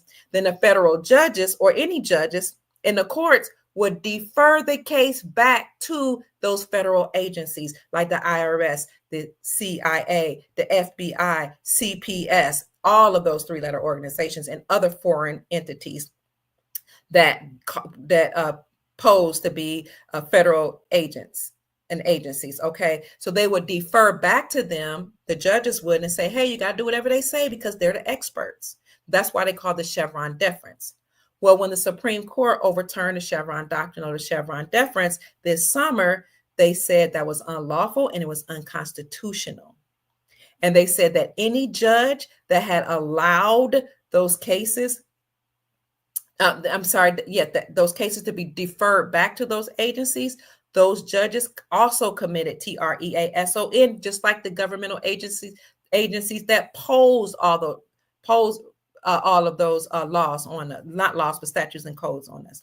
So any judges that participate in that and deferred the case back to those agencies committed TREASON. And any judge that knew of a judge that allowed that to happen and did not report it to the president, they committed what's called misprision of TREASON, misprision of treason.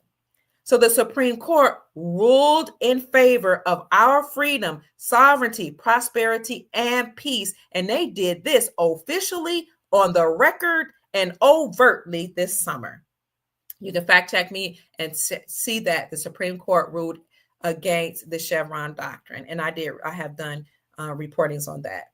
So what I'm saying is you had all of this happening in order to prepare us for this time where they would likely make an announcement that the Brunson case against Joseph Biden, Kamala Harris, Nancy Pelosi, and 385 members of Congress was decided in favor of Lloyd Brunson and the Brunson brothers. And that's why Nina Rodriguez said, yes, I agree with you, Jim Willie. On the clip that I just showed you, Brunson is walking around smiling. He looks happy, like he just come from a wedding ceremony. I know, Lloyd, I probably could contact him, but I'm like, no, I know he signed an NDA. Okay, but they're saying we've seen him. I've been hearing from him. He's been sending me texts. He's ecstatic because, we know that he won his case. So if indeed that comes out during this emergency broadcast system announcement, whether it be a presidential announcement or a military announcement, then that will make the whole Biden case stand down, and they will have to be judged through military tribunals, some of which have already happened and others that will happen on the television screen. So yes, this revolt and this revolution will be televised. That leads me to how we knew this would happen. Well, in February of 2023, I was talking to Gold Star Mother Susan Price, and we came upon this document, and then she sent it to me so that I can share it with our soul family members, and I did. And I said, uh-oh, they're preparing for something. Trump is about to come back. This is the Department of, what's the DOD? Department of Defense Directive 5105.76. Planning for presidential transitions and the transition of political appointees and other officials. Because remember, Jim Willie said they didn't announce the Brunson case because they knew there could be civil disorder and civil unrest once it's been declared and announced that the Biden administration cheated and committed fraudulent election practice. Then that whole administration will have to stand down, be stripped of all their credentials. People could then, take to the streets. A lot of liberals could cause, riots and all that stuff. So before that even happened, you had the Department of Defense to come out with this document, planning for presidential transitions and the transition of political appointees and other officials. And this was based on the Presidential Transition Act of 1963. It became effective August the 30th, 2022. Okay. What happened in 2022? Elections, 2020 and 2022 elections. And those outcomes of the elections are what Brunson was challenging, and the Lloyd Brunson and the trumpet players, his brothers, were challenging. Okay. So this came out August the 30th, 2022, but it became, there was an effective change that came out February the 3rd, 2023. Cleared for public release, available on the Directive Division website. And here's the website. Transition of administration appointees and officials, this May 26, 2017. Oh, wait a minute. Reissues and cancels, the DOD Directives 5105.76, transition of administration appointees and other officials from May 26, 2017. It was approved by Catherine H. Hicks, who was Deputy Secretary of Defense. The purpose of this presidential transition document is as follows. Pursuant to the authority vested in the Secretary of Defense by Section 113 of Title 10, United States Code USC, and the Presidential Transition Act of 1963 as amended, published as a note under Section 102 of Title 3 USC, this issuance. This establishes policy for the transference of authority from an outgoing to incoming senior officials during the transition between presidential administrations or in the course of other personnel actions, including but not limited to reassignment, retirement, or resignation.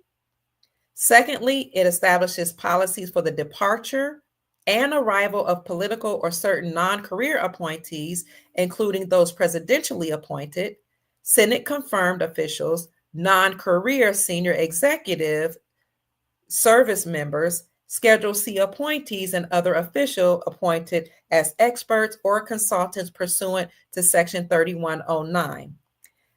Also, it assigns responsibilities for the administration, management, and direction of transition activities pursuant to Executive Order 13727. So this became effective August the 30th, 2022, and then there was an effective change date on February the 3rd, 2023, and it was cleared for public release. When that came out, I said they're preparing for a smooth presidential transition. But, it's like, haven't they always done that? Why was this now, why did it do away with the one that came out in 2017? And why has it be reissued on February the 3rd? And why is it cleared for public observation? So I'm just asking a question. Could they have been letting us know that they're trying to prepare us for a smooth transition from the Biden administration back to a Trump administration? Because remember, Jim Willie said in this clip I just showed you, they didn't want to have civil unrest or civil disorder, which is why they haven't let out the information that the Brunson case was already decided in favor of Lloyd Brunson and his brothers, stating that indeed Biden Harris and that administration participated in or allowed election fraud, and they posed a security breach by allowing illegal immigrants to come into our country, receive benefits, and allowing them to vote. And we do know that they would allow illegal immigrants in time past to vote. But we know that in this election, you didn't have to, at some sites, provide any identification or proof that you are an American citizen. So that Department of Defense statement or document that was released was based upon the Presidential Transition Act of 1963. And let me see if I can show you that. You can look it up, family. Oh, here it is. This is a summary. In passing the Presidential Transition Act of 1963, Congress explained any disruption occasioned by the transfer of the executive power could produce results detrimental to the safety and well-being of the United States and its people. To promote the orderly transfer of power, Congress establishes a framework for the federal government to prepare for a transition from one president to another. With strong bipartisan support, the act has been amended over the years to recognize the increasing complexities of presidential transitions. The law requires the General Services Administration to provide office space and other core support services to President-elect and Vice President-elect, as well as pre-election space and support to eligible candidates. The act also requires the White House and agencies to begin transition planning well before a presidential election, benefiting both first and second term administrations. So they've been planning for this presidential transition between Trump and Biden as well, because this presidential transition document that was released by the Department of Defense is based on the Presidential Transition Act of 1963. So everybody's planning for a smooth transition, but we know that particularly in this election, there can be some disharmony or there could be some civil unrest or disruption. So this is why we might have an emergency broadcast system announcement come on our phones and our computers by the president or by the military, because the military is in charge. And this is why people may be mandated to stay inside, or they will do something to entice people to stay inside to hear the reports that are coming out, how the Lloyd Brunson and his brothers won the case.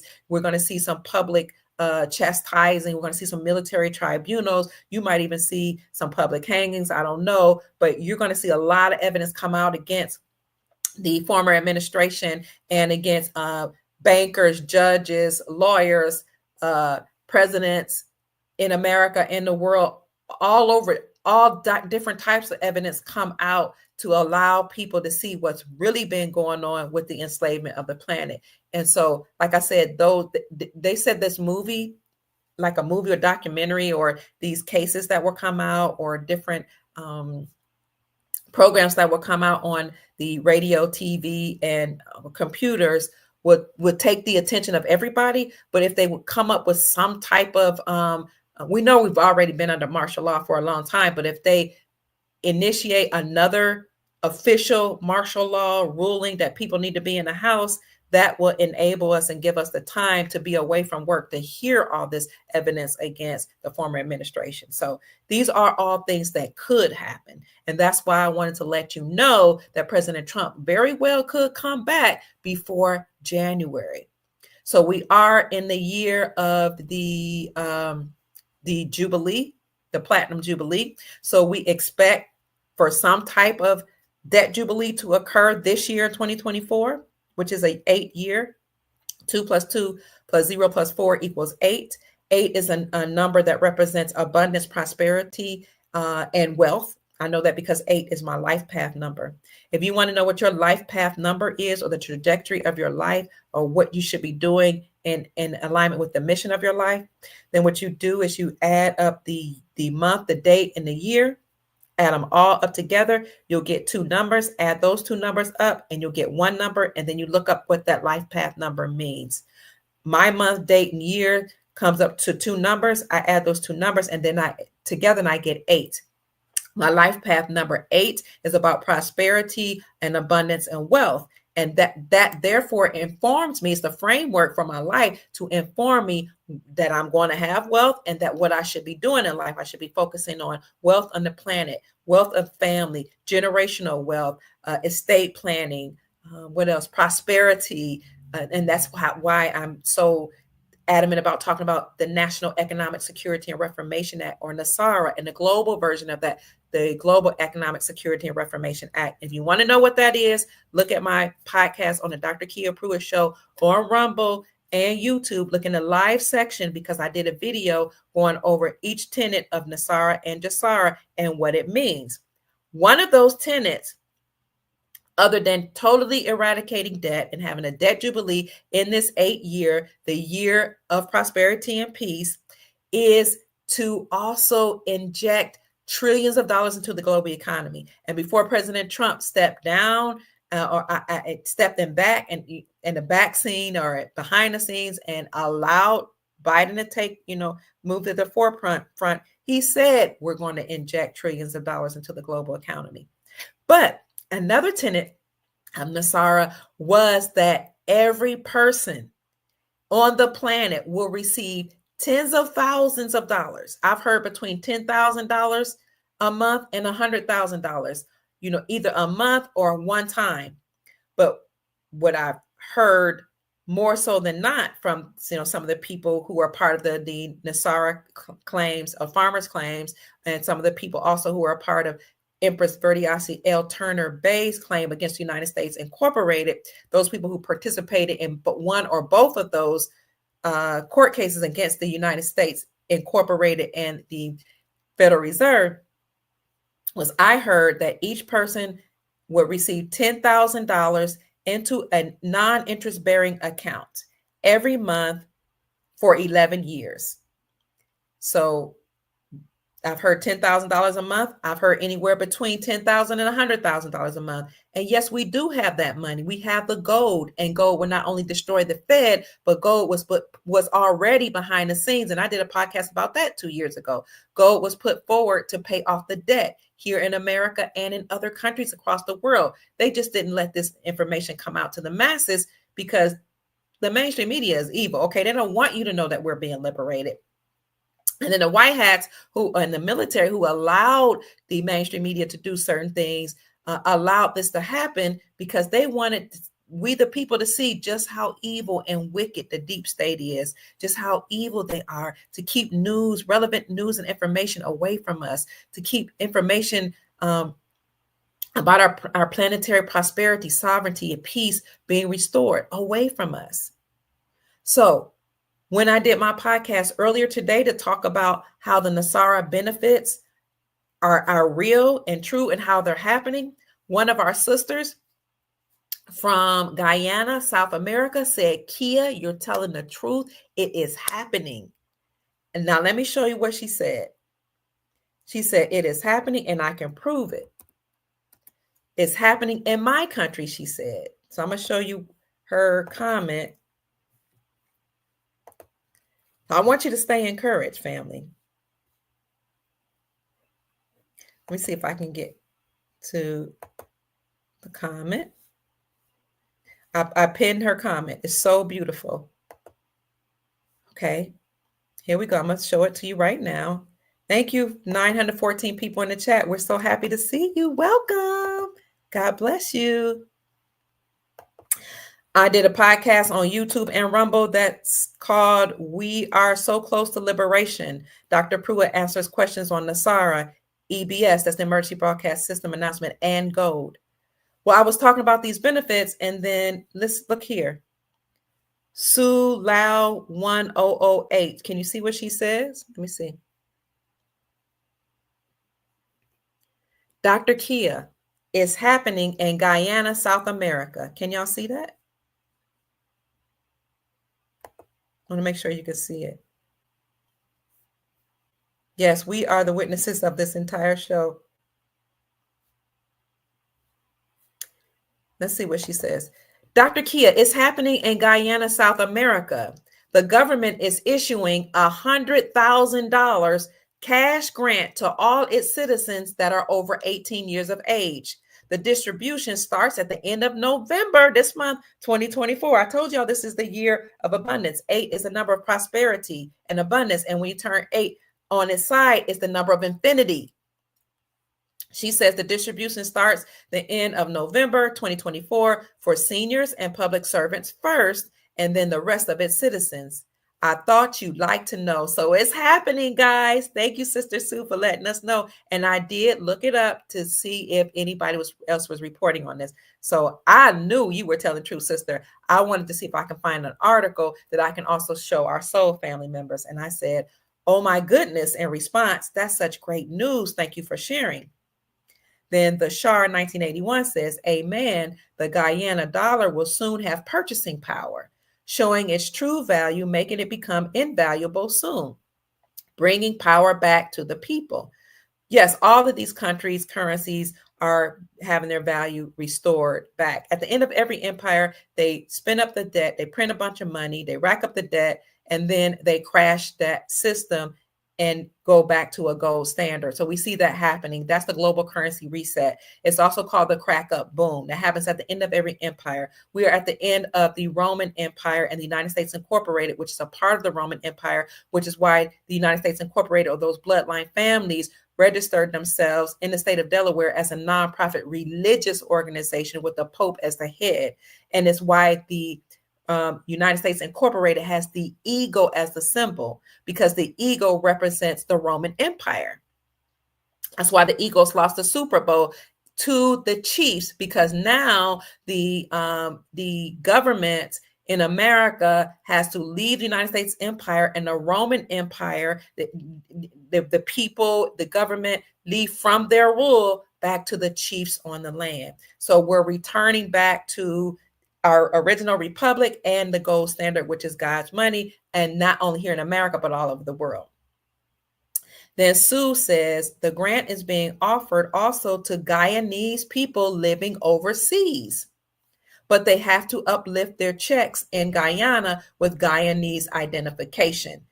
This goes along with what we've been saying about people that are living abroad. If they want to receive NESARA and GESARA benefits, they have to go back to their home countries and show proof that they are from these countries in order to receive the benefits from their nations. So if you're here illegally, you won't receive NESARA and GESARA benefits. If you're from Guyana, you're from Ghana, you're from India, from Australia, you have to go back to your home to receive the benefits. Then Sheena Intuitive Reading says it's going to happen, and we command it to be so and demand it to be so. We talked about that in this podcast. Yes, Dr. Pruitt, I agree with you and stand in agreement with you. Thank you, Sister Sheena. Frank Maridi says this is more than likely just a small portion of what is to come for them under GESARA. Amen. I agree. Health Chic says everyone should get paid at the same time. No one is better than the other. We all need to be treated equally. We all need help and have suffered tremendously. I agree with you, Health Clinic. I just have to say as a caveat that a lot of these third world countries suffered. They did suffer, and we all suffered, but they suffered to a great extent, more so than the first world nations. Okay, they had perpetual drought. They had depopulation agendas. They're here too, but like they were going hard after these so-called third world and developing countries. So that's why you might see some of the benefits happening there first like this. And then it all depends on too how the leaders decide to move in that. You know, maybe they have gotten rid of their corruption.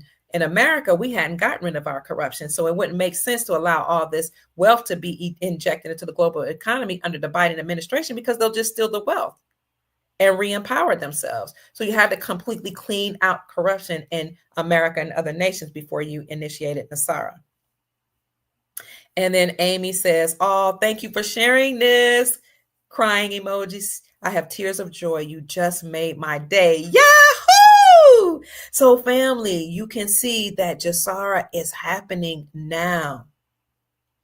Prisoners that are locked up, somebody asked me what's going to happen to them. Those that have nonviolent offenses will be let out.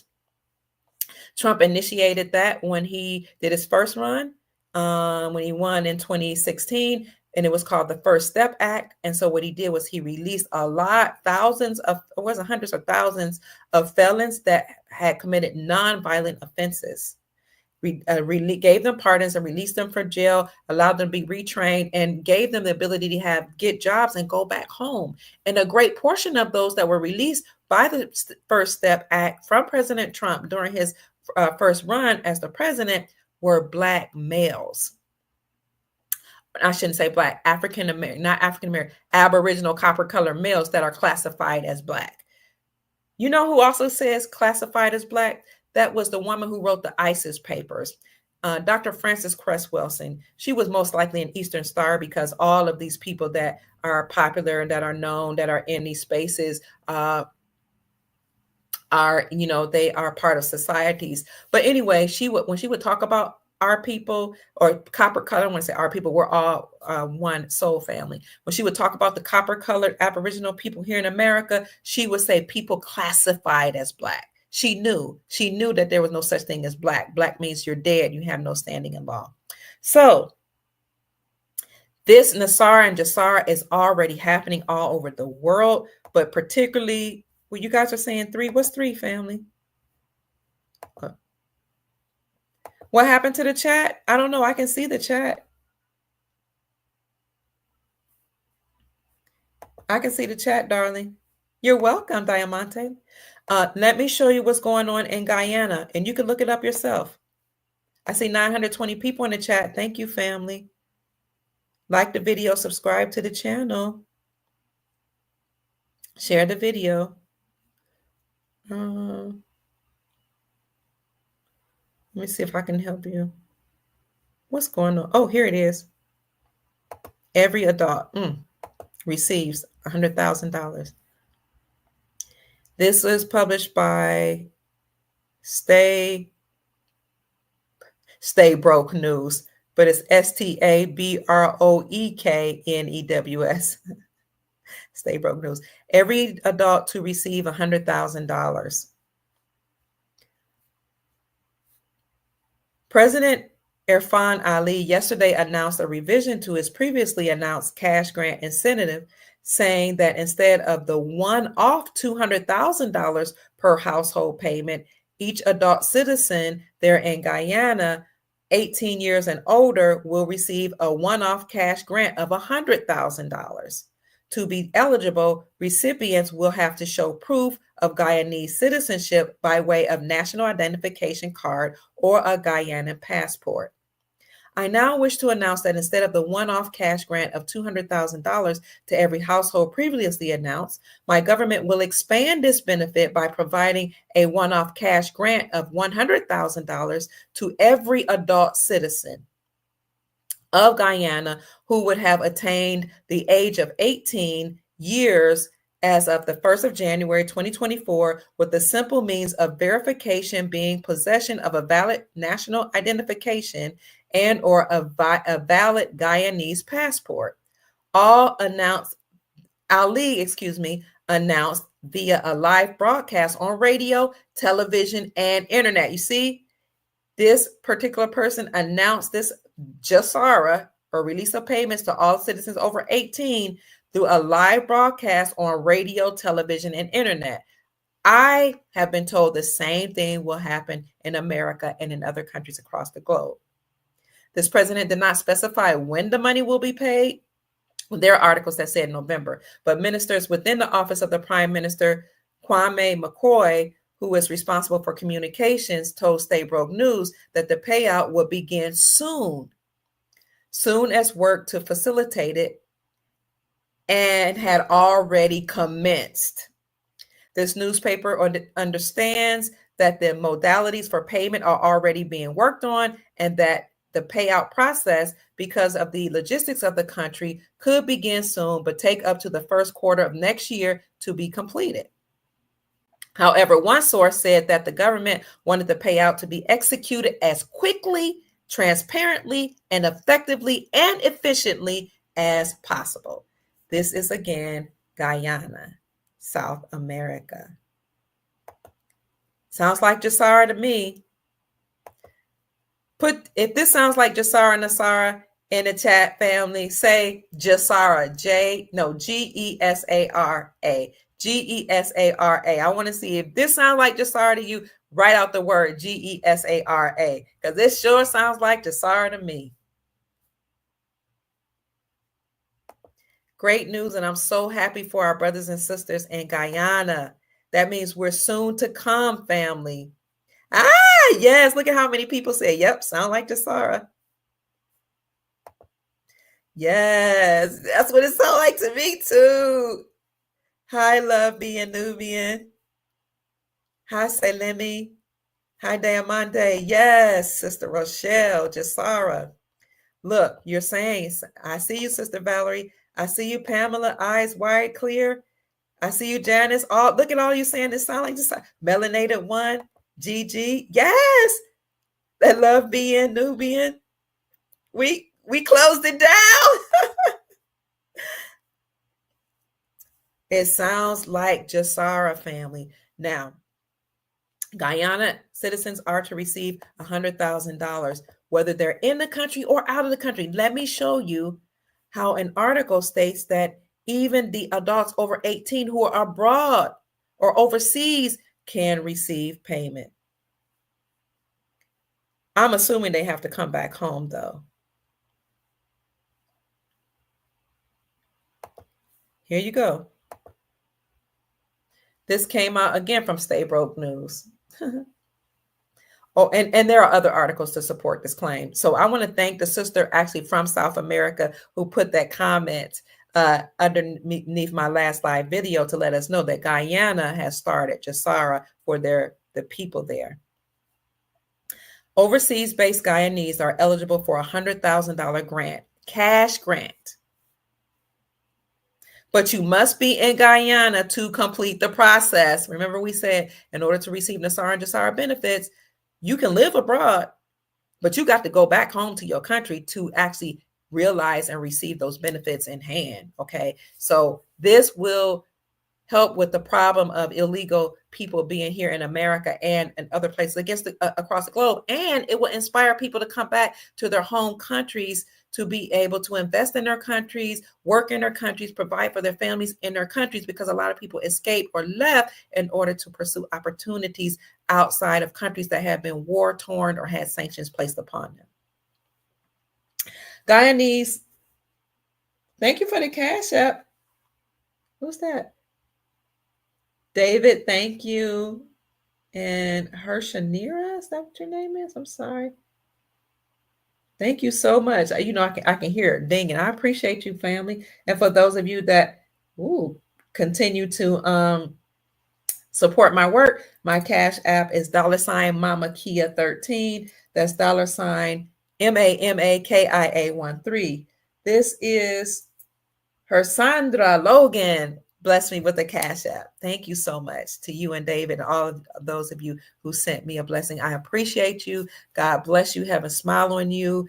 May God multiply what you have given me 100-fold. And may the Creator bring about NESARA and GESARA very quickly for all of us all across the globe so we can take care of our families and finally thrive in peace, abundance, and prosperity. So Guyanese that are living abroad will also be eligible to collect the $100,000 cash grant, with the caveat that they have to be in Guyana for the registration process and be in possession of a national ID card or a passport. Further, the grant has to be uplifted in person in the form of cash or check, depending on their location here.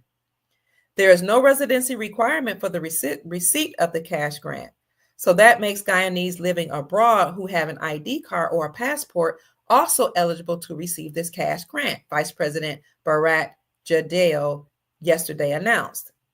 However, they have to collect the same in Guyana after going through a registration process. This grant will not be paid overseas. We have no intention going to New York or Toronto to register people there, the Vice President said. They would have to be in Guyana to be registered here, and they are eligible as Guyanese, provided that they have the prerequisite or the requisite documents to prove such. This enormously signifies things for us and does not discriminate against residency, he added. The vice president disclosed that a software application is being developed to obtain data on collection and map out where people who are registered are located, thus making it easier for payments. So this is encouraging, family. You have people in Guyana, South America, who have been told that payment or a grant in the amount of $100,000 will be paid to everybody 18 and over, whether they live there in the country or abroad. But if you live overseas or abroad, you must come back home, register, and provide your national ID and other requisite documents to prove that you are Guyanese. This is encouraging for our Guyanese brothers and sisters. I am so happy for you. Congratulations. Creator bless you. May your presidents be blessed, and all those that are working to do this for your country receive abundance, prosperity, long life, and peace. I'm excited. I'm celebrating with you. I'm praising the Most High and our ancestors with you, because if you are abundant and prosperous, then we are abundant and prosperous, because what's done for you, the same will be done for us. And so I am encouraging our family members to see this as a precursor for what is to come. Now, here in America, we've already heard some people say, people have testified, they've been testifying for the last couple of years, that many of them have seen their mortgages disappear, their student loans be paid off by they don't even know who, from some benefactor, their car loans being paid off. I personally have seen that happen with my children, have student loans that show paid in full, and we don't know how that happened because we didn't pay on it. I know friends, or we didn't pay it off. I know friends who've had their automobile loans wiped out, and people that have come on my channel and said, I don't know, my car loan disappeared. They said it's paid in full. And I had a friend who she owed the government $50,000. She went to the bank to make the payment, and they told her it was already paid in full. And she's like, no, take my money because I didn't pay it. And the bank said, but it shows paid in full. I'm not going to take your money. That's stealing. And she was like, please, because I don't want it to come back on me. And they said, look, ma'am, it's already done.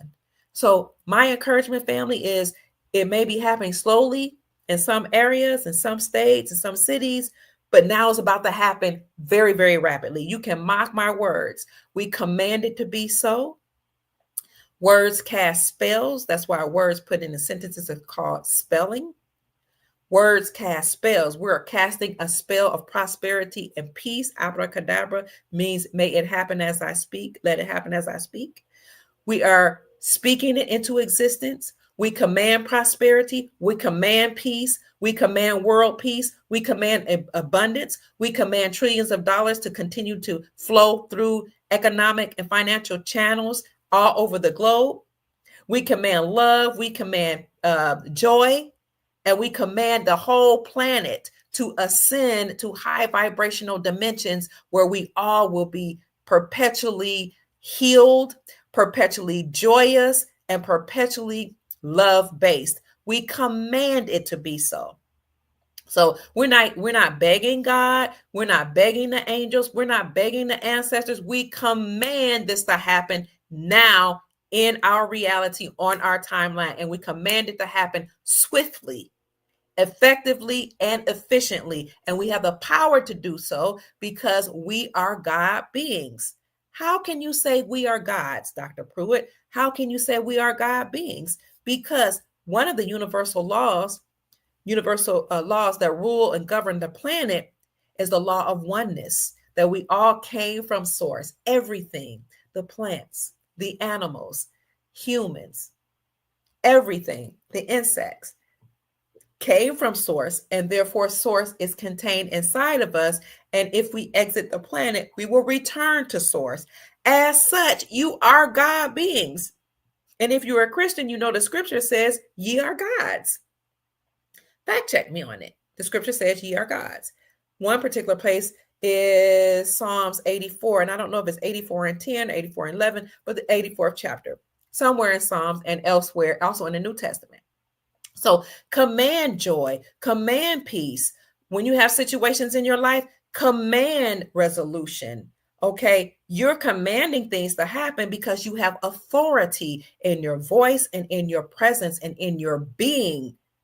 And this is why Donald Trump won. Of course, the deep state and people behind the scenes knew he was going to win, and it was already determined he was going to win. But there were timelines where people actually believed he would lose, or if he won, it would only be behind the scenes. But we here commanded it to be so now. And it happened. So you can manifest whatever it is you need by commanding it to be so. So we command NESARA to happen. We command NESARA to happen all across the globe. So I wanted to show you that it's actually happening now, and it happened in Guyana. And they said this is to happen immediately. So they issued out a statement that said it will start in November and could go all the way up through January. So that's what I wanted to show you today, family, that Trump may be back sooner than we think or that we were told, and NESARA and Agenda 47 have already started. So what's Agenda 47? I'm just going to briefly show that to you because I don't want to keep you on too much longer. It's after 11. If you go to donaldtrump.com/Agenda 47, you will see his platform. So when you go to donaldtrump.com, what comes up is his platform, but these are just abbreviated tenets of his campaign or of his platform. So I want you to go, I desire for you to go to donaldtrump.com/Agenda 47. These are the tenets of his platform.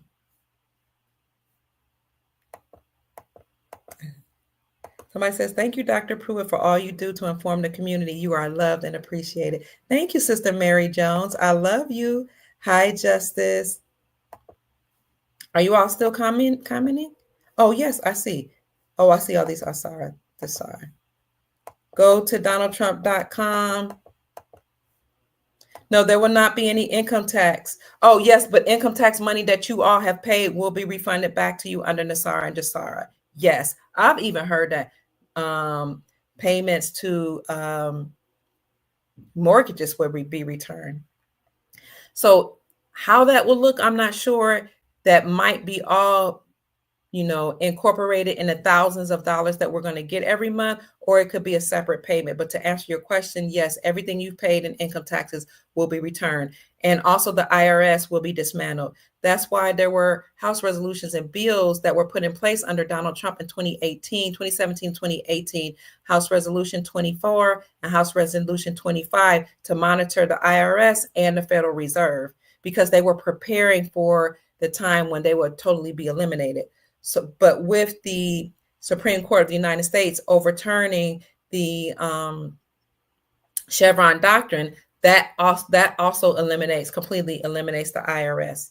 Now, the IRS was preparing for this in 2022 when they came out with an article that told people, don't pay your income taxes. I don't know if you guys remember me reporting that in 2022, and I showed you the articles then. And you can look on my podcast that says Dr. Kia Pruitt lays the IRS to rest. I wore all black. I did a whole ceremony officiating the death of the IRS. And I said, look, they're telling you not to pay your taxes. Although I know you guys are going to keep paying your income taxes, I'm telling you, they actually made a public announcement. Put it in the mainstream media news that said, don't pay your income taxes because we can't figure out how to reconcile our records from the, the stimulus checks. They didn't know how to balance the records. So don't pay your income taxes.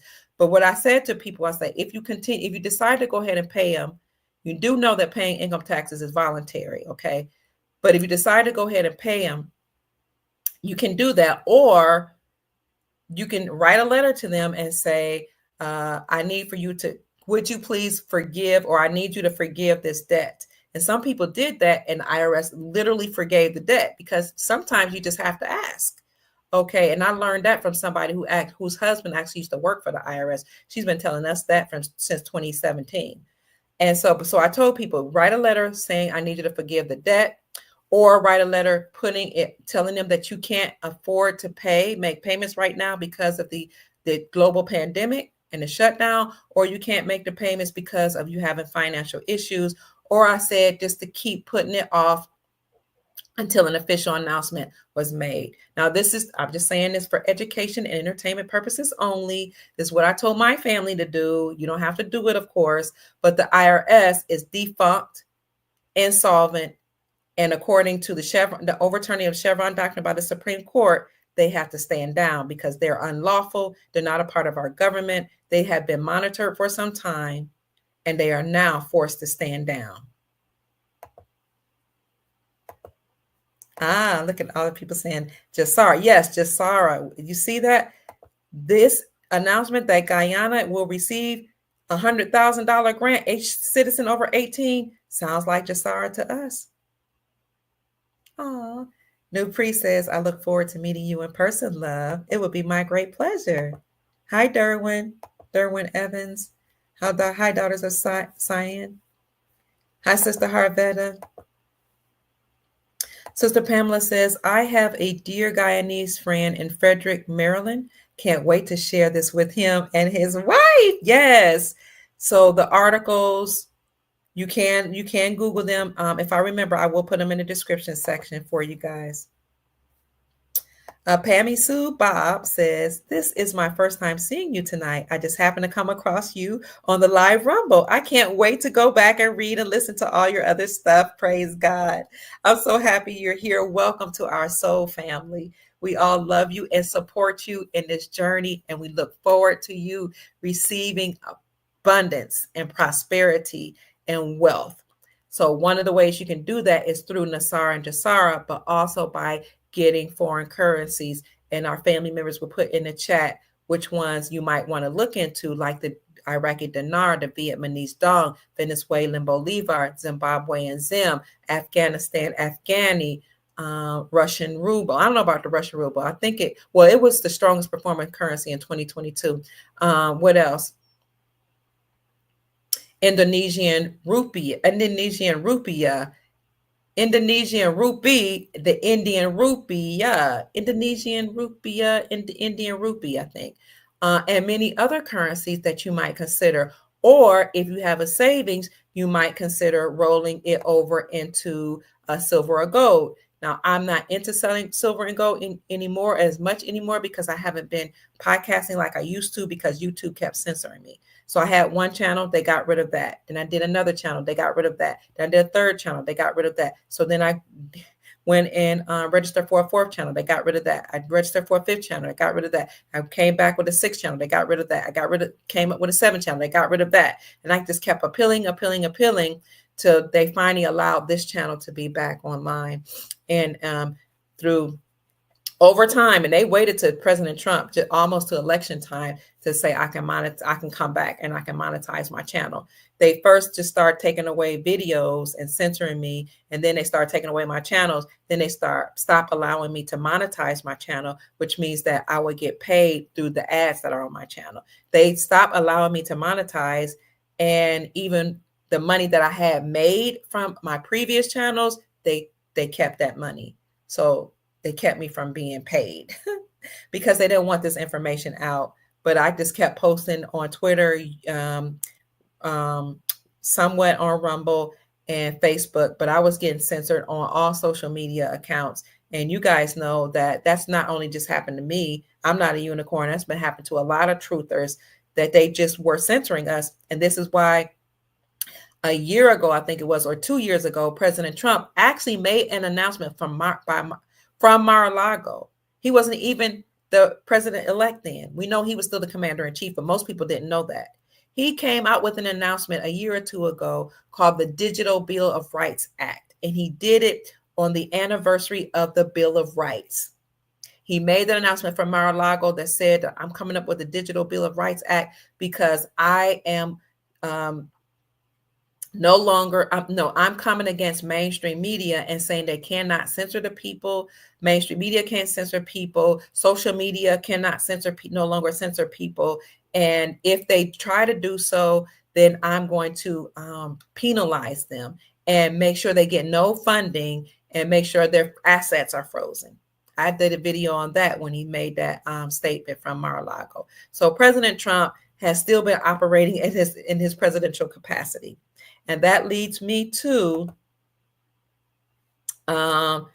Agenda 47. Hi, Sister Lassiter Bay. She says, I think it's happening all over the globe. Iraq is doing a census for the same reason. And I heard Iraq was ready to go, that they are ready. They've already revalued their currency behind the scenes and put a new rate on it. And that, soon, if you have this Iraqi dinar, you'll be able to go to Wealth Management Center, also known as a bank, to get a return on your investment. Love Nubian says, my friend moved to Rwanda. She's going to be happy and upset. No, you don't need to sign up for a quantum account. My overstanding, what I've heard, is that each person already has a quantum account. And the quantum account is sentient, which means that it's living. It is living is a real live system that can read and detect energy, has energy sensors. It can detect your energy. It will know that it's you, and only you will be able to access that account. It is a gift from our galactic brothers and sisters that some call the Galactic Federation of Light, or these interdimensional beings that are positive ones that are helping to liberate humanity. They're working with government officials, financiers, and other people to make sure that we get this wealth and to make sure that the nefarious entities are gone. And they've gifted us with this quantum financial system to ensure that our money is safe. So you don't have to sign up for it. There are people online that are posing as me and posing as other podcasters and posing as, financiers, saying, oh, contact me at this email to make sure your quantum account is set up. Don't fall for it. Don't send anybody any money that you don't know. Okay.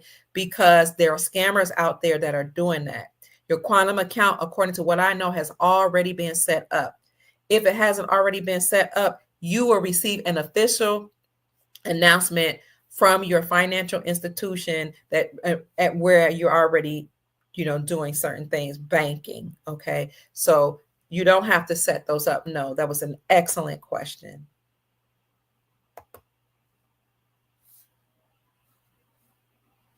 It is a wonderful time to be alive. Absolutely.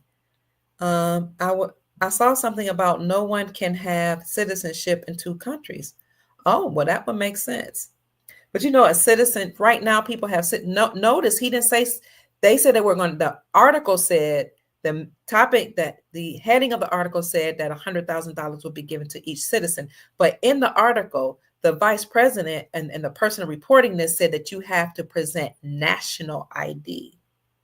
Okay. So we're moving from citizenship to sovereignty. So you will have to, you will be able to declare your nationality moving forward, because a citizen is a part of the United States Incorporated, or the deep state. And that word means, according to Chief Mack taught me, that it's another way of saying you sit in sin. Citizen, sit in sin. Because they saw us as slaves, chattel, sinners, worthless eaters, etc., etc. So we're moving away from citizenship to sovereignty, because sovereign means that you have rule and reign over your own life. Sov is over, reign, reign, control of your own life. You don't need a government any longer to rule over you or to tell you what to do, but we will elect our own public officials to represent us according to our republics all over the world. But to represent us, and anybody that we don't want to continue to serve, we have the lawful right to pull them out of office, whether by in a nice way, by removing them through elections, or if they try to stage a coup d'etat, then you, according to the Constitution, may form a militia and drag them out of office, which is why I know that all of those people that were participating in the J6 situation, they need to be exonerated, because if in fact they were dragging out congressmen from the Capitol, they have a constitutional right to do that, to form a militia. Okay. because these people really did, these Congress people committed a coup d'etat. And they had a right to stave that totem pole. Remember the guy who had the feathers on? He put a totem pole in the Capitol. He was staking his claim that we're returning this back to the lawful republic of the country or the peoples that were here before the deep state took over. He was making a statement. So J6 will be, at least should be, exonerated soon. As far as I'm concerned, I didn't have a problem with any of it. I was like, do what you got to do, because the Capitol is actually called the People's House. Okay, so if you're in the People's House doing nefarious things, making laws when you have the title of nobility behind your name, or you're going along as an esquire and you work for the British Crown, which is why you had to pass the bar exam, the British Accredited Registry, that means you don't have our best interests at heart. You're working for the Queen. You need to come up out of the People's House. That's what just Dr. Kia Pruitt saying, talking, but this is just for educational entertainment purposes only. Love Being Nubian says, family, be careful how you spend your money. Yes, because even the money that's being put in the quantum accounts, family, it's only where we were told a certain amount into a non-interest bearing account. So it's not accruing interest. And it's only supposed to happen up to 11 years. So you got to learn wealth management, estate planning. So, I was going to say earlier, you can invest in foreign currencies, but you're also going to have money put in your quantum account through NESARA and JASARA. Or if you have a savings right now, you can roll it over into silver and gold. Although I haven't been pushing for silver and gold. If you are interested in that and you want to purchase silver and gold, I would recommend that you go to your local coin shop and companies and form a relationship with your local coin companies and coin shops, because you might want to, buy silver and gold, but you also might want to sell silver and gold. Like you might want to sell it for whatever currency we'll be using in the future so that you can buy goods and services. If you don't want to do that, one of the places that I know of that, what am I doing? That actually sell silver and gold, one of the companies for which I worked is Miles Franklin Precious Metals Company. You can give them a call at 952-929-7006, or you can send an email to info@milesfranklin.com. You can let them know that Dr. Kia Pruitt referred you, but you're going to get the best prices in the industry, whether you do so or not. I'm just putting that out there, but Andy did say that anybody that's promoting the business or that we send to his way, he'll make sure you get the best prices and you'll receive the white glove treatment. Customer service, something that they really strongly promote. So that's only if you have extra money and you want to roll it over into silver and gold, because we're moving to a gold standard. And also, you can fact check me on this. The Sound Monetary Defense League came out with the article that says over 45 states are reclaiming silver and gold as money. There are also articles that come out that says 42 states repeal the state taxes from the sales of precious metals. Then Mississippi, I think, became the 43rd state. Wisconsin became the 44th state. Kentucky became the 45th state. You can find an article that says Kentucky became the 45th state to remove or repeal the state taxes from the sales of precious metals. The Sound Monetary Defense League came back. I think Money Metals published that article that says over 45 states have reclaimed silver and gold as money. Or it may say over 45 states have repealed the state taxes from the sales of precious metals. I think there are articles that say both, because repealing or removing the state sales tax from the sales of precious metals is an acknowledgement that silver and gold are money and not a commodity. So you're reclaiming, the states are reclaiming silver and gold as money. They're reclaiming gold to be and silver to be the only instruments that may be used to pay off debt, in alignment with Article 1, Section 10 of our Constitution for our Republic. So over 45 states means nearly 50, if not all 50 states, have repealed or removed the state sales taxes from the sales of precious metals, which means that they're saying that precious metals can no longer be seen as a relic and no longer seen as just a commodity like trading cards, like artifacts, but they have to be seen and used as money. Can you see that the republic has been restored? I've also shown you paperwork that shows that the United States Incorporated is defunct, insolvent, and bankrupt. So knowing that the United States Incorporated, who usurped authority from our republic, is bankrupt and insolvent, you must know that the republic, which had been operating side by side with that unlawful government, is still standing and being restored. So I started off saying Trump may come back as sooner than we think, especially once the Brunson case, which has already been determined and ruled in favor of Brunson, that Nancy Pelosi, Kamala Harris, Joe Biden, and 385 members of Congress posed to be a nuisance and security breach to our nation and participated in or had some knowledge of election fraud, which then would totally make the whole 2020 and 2022 elections null and void. So if we have the EBS announcement, whether we have it from Trump or the military, Trump could come in sooner than January at the 20th and be inaugurated or go through his own inauguration. He might not have to go through any of that, because if the 2020 elections are seen as null and void, he will still be the president. Then he will turn some of the people on his in his administration. People have said some of them are good, some of them are bad. If he has brought any bad people on the administration, it's just to expose them so he can take them down. But then the captain of the ship of the United States Incorporated will stand down. The military will transition the government or the powers from President Trump and his administration to the republic. The republic is already standing. Many people who are patriots or who support and love this country have already filled the seats and re-inhabited the republic. And we're just holding the line, just waiting for the call that the republic has been turned, everything's been turned back over to the republic. And those of us that are holding a seat, we're just sitting here, just holding the seat, just to let everybody know we're still here. The republic is still standing. That's our lawful government. And the Constitution for our republic is still in place. We have Republican lawmakers who are making sure that all the laws in each state are in alignment with the Constitution of the state, and the Constitution for our republic. As you know, each state, according to Republic, are actually countries. North America is a continent. This is not a country. This is a continent, and each state is a country. We have our own laws, our own lawmakers, our own flag, our own anthem.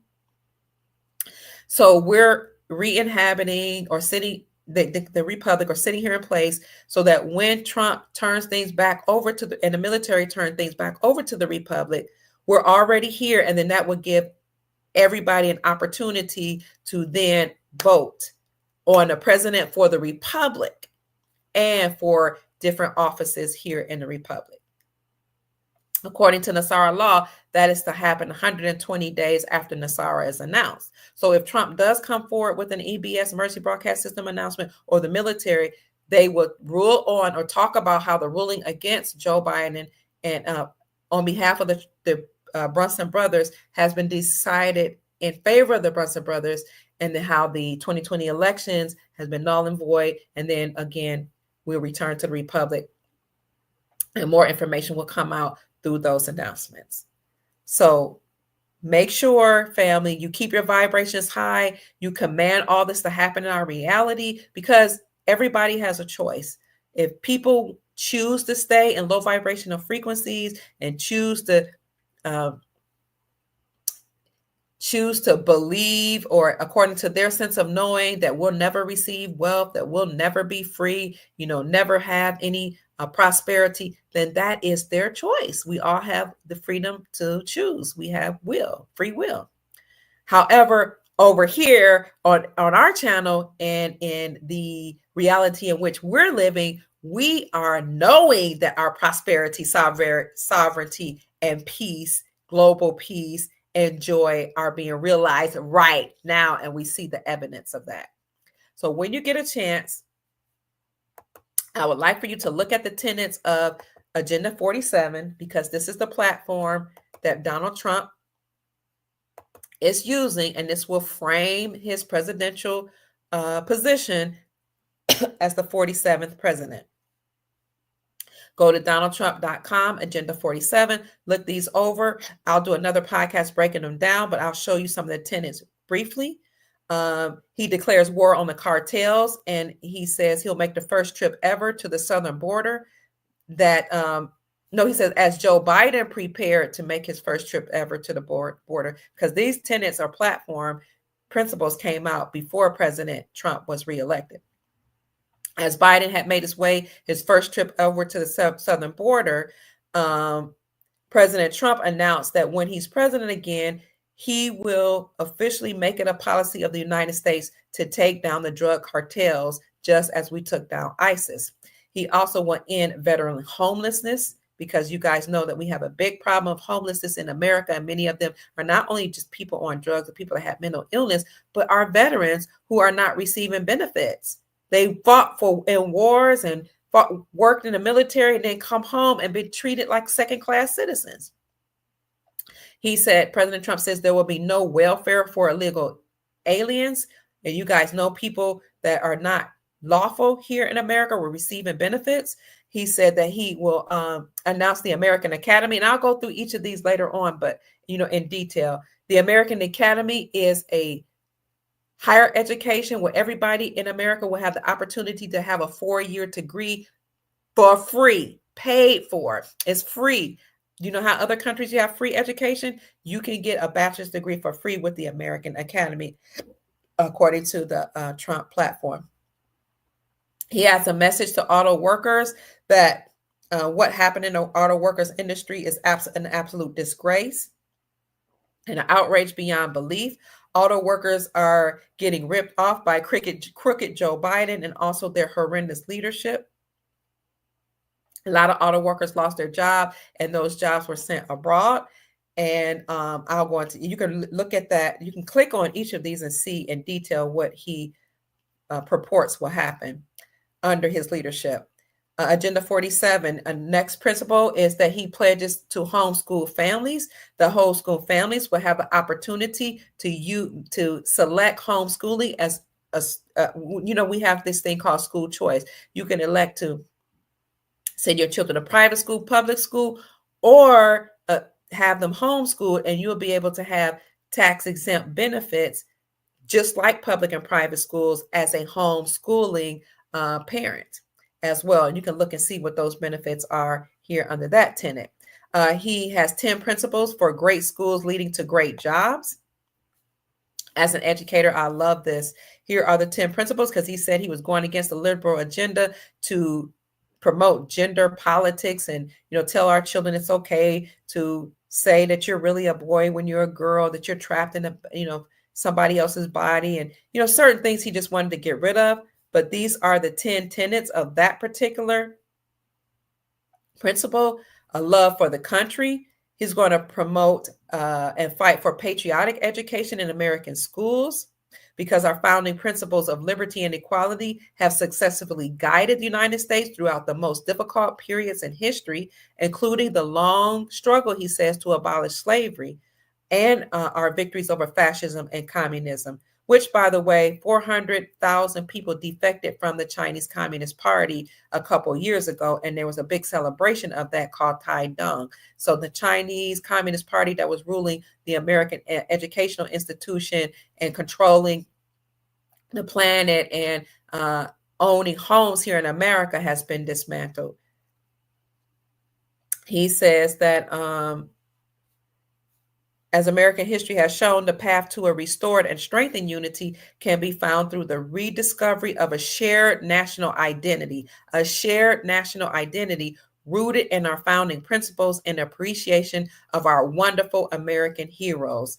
He wants to ensure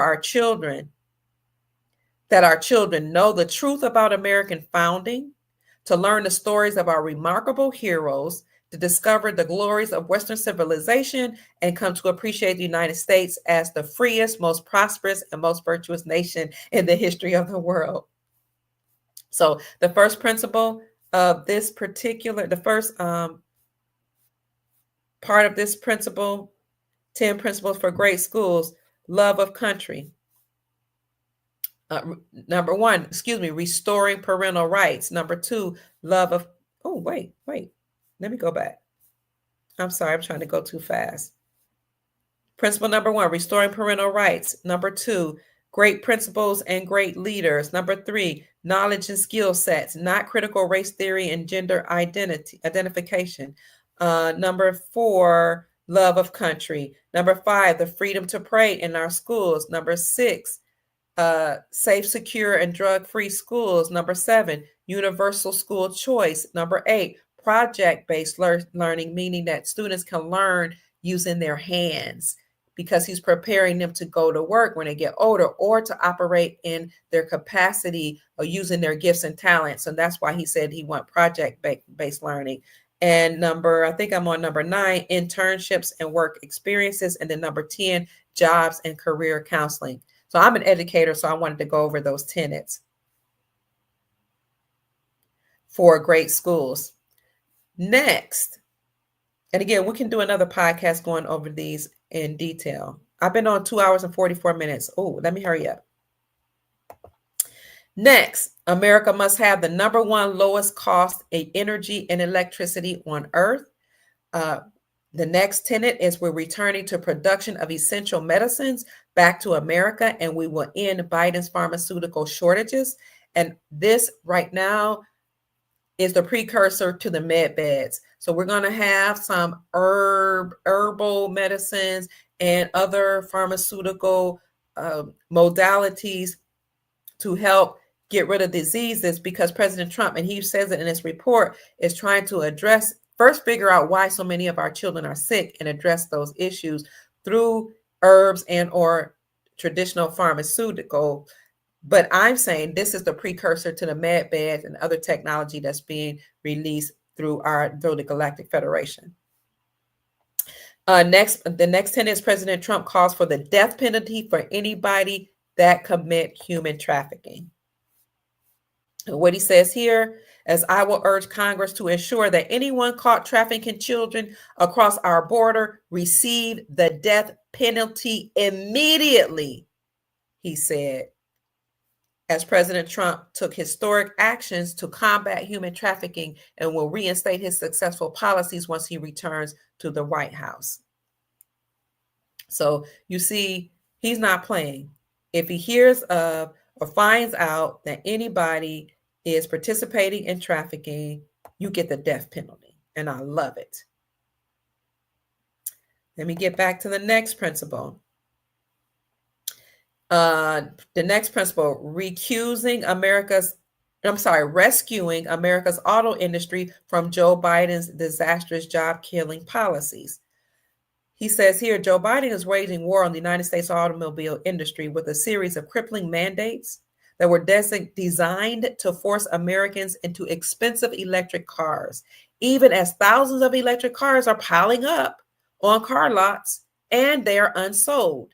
President Trump said this ridiculous Green New Deal crusade is causing car prices to skyrocket while setting the stage for the destruction of the American auto production. So Joe's Green New Deal thing was saying that we must use electric cars. The real reason for that is because a lot of those electrical parts come from China. Okay, President Trump is getting rid of that because, he's making sure we dismantle those type of agreements. Additionally, those cars are very expensive. They take longer to charge. You only have certain charging stations, like 1 or 2 or 3, and none in some cities. And so it's ridiculous. So President Trump is getting rid of that. Next, he's rebuilding America's depleted army. Can you all see this? Yes, you can see that. I'm sorry. He's rebuilding America's depleted military. In a new Agenda 47 video, and you see all the videos here actually state what these different principles are in detail. Trump announced his plan to rebuild America's depleted military, address the military recruitment crisis, and restore the proud culture and honor of America's armed forces. Next, he will protect students from the radical left and Marxist maniac maniacs that affect educational institutions.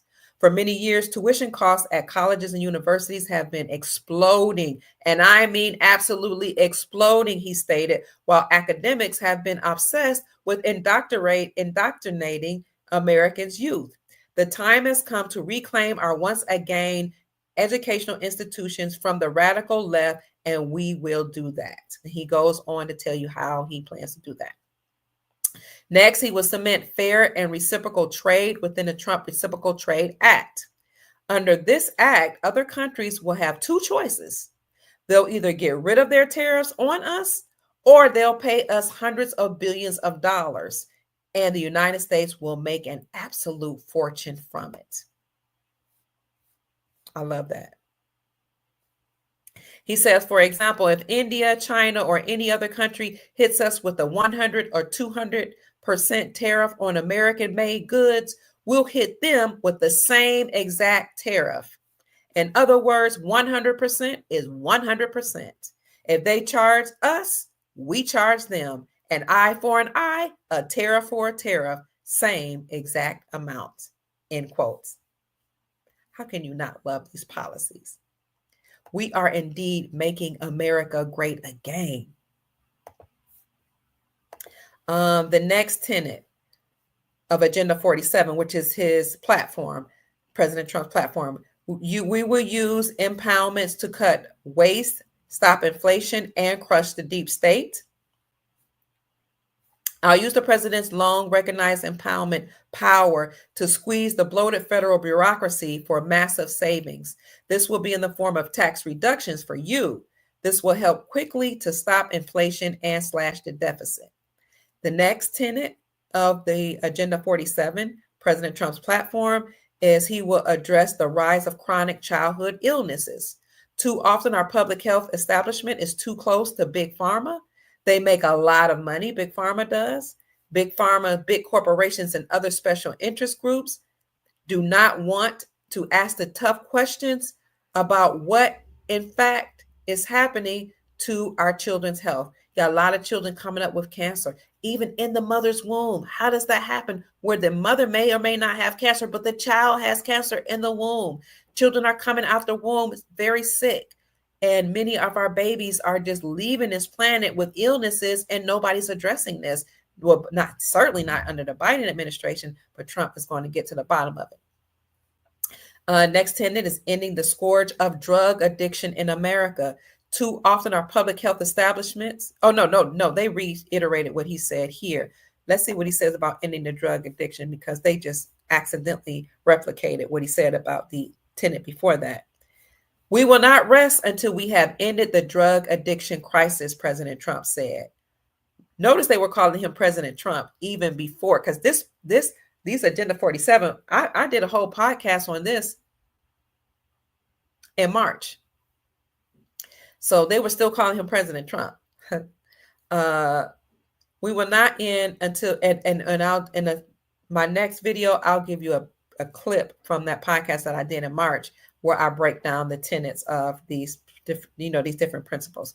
So we'll not rest until we end the drug addiction crisis, Trump said. For 3 decades before my election, drug overdose deaths increased every single year.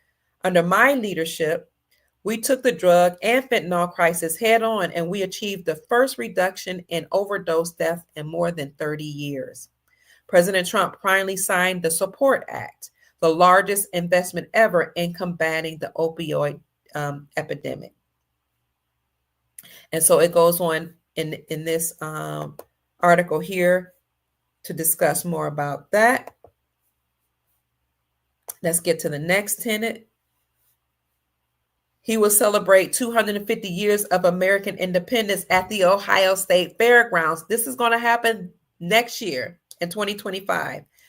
So, wow, he said 3 years from now, the United States will celebrate the biggest and most important milestone in our country's history, the 250 years of American independence.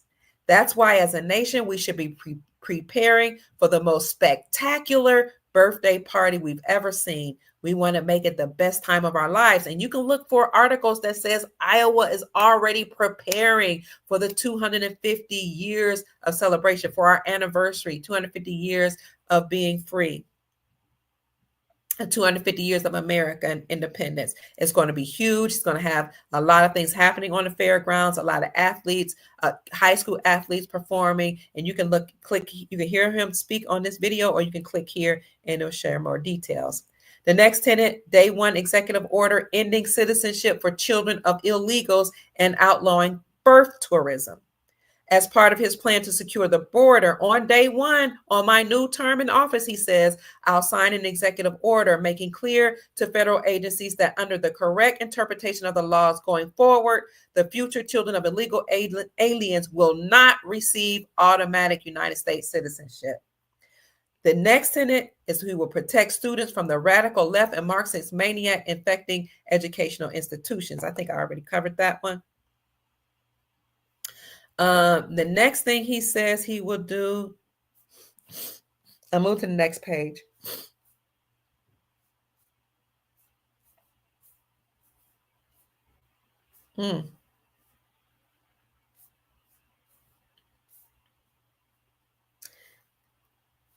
Next tenet, ending the nightmare of the homeless, drug addictions and drug addicts, and dangerously deranged.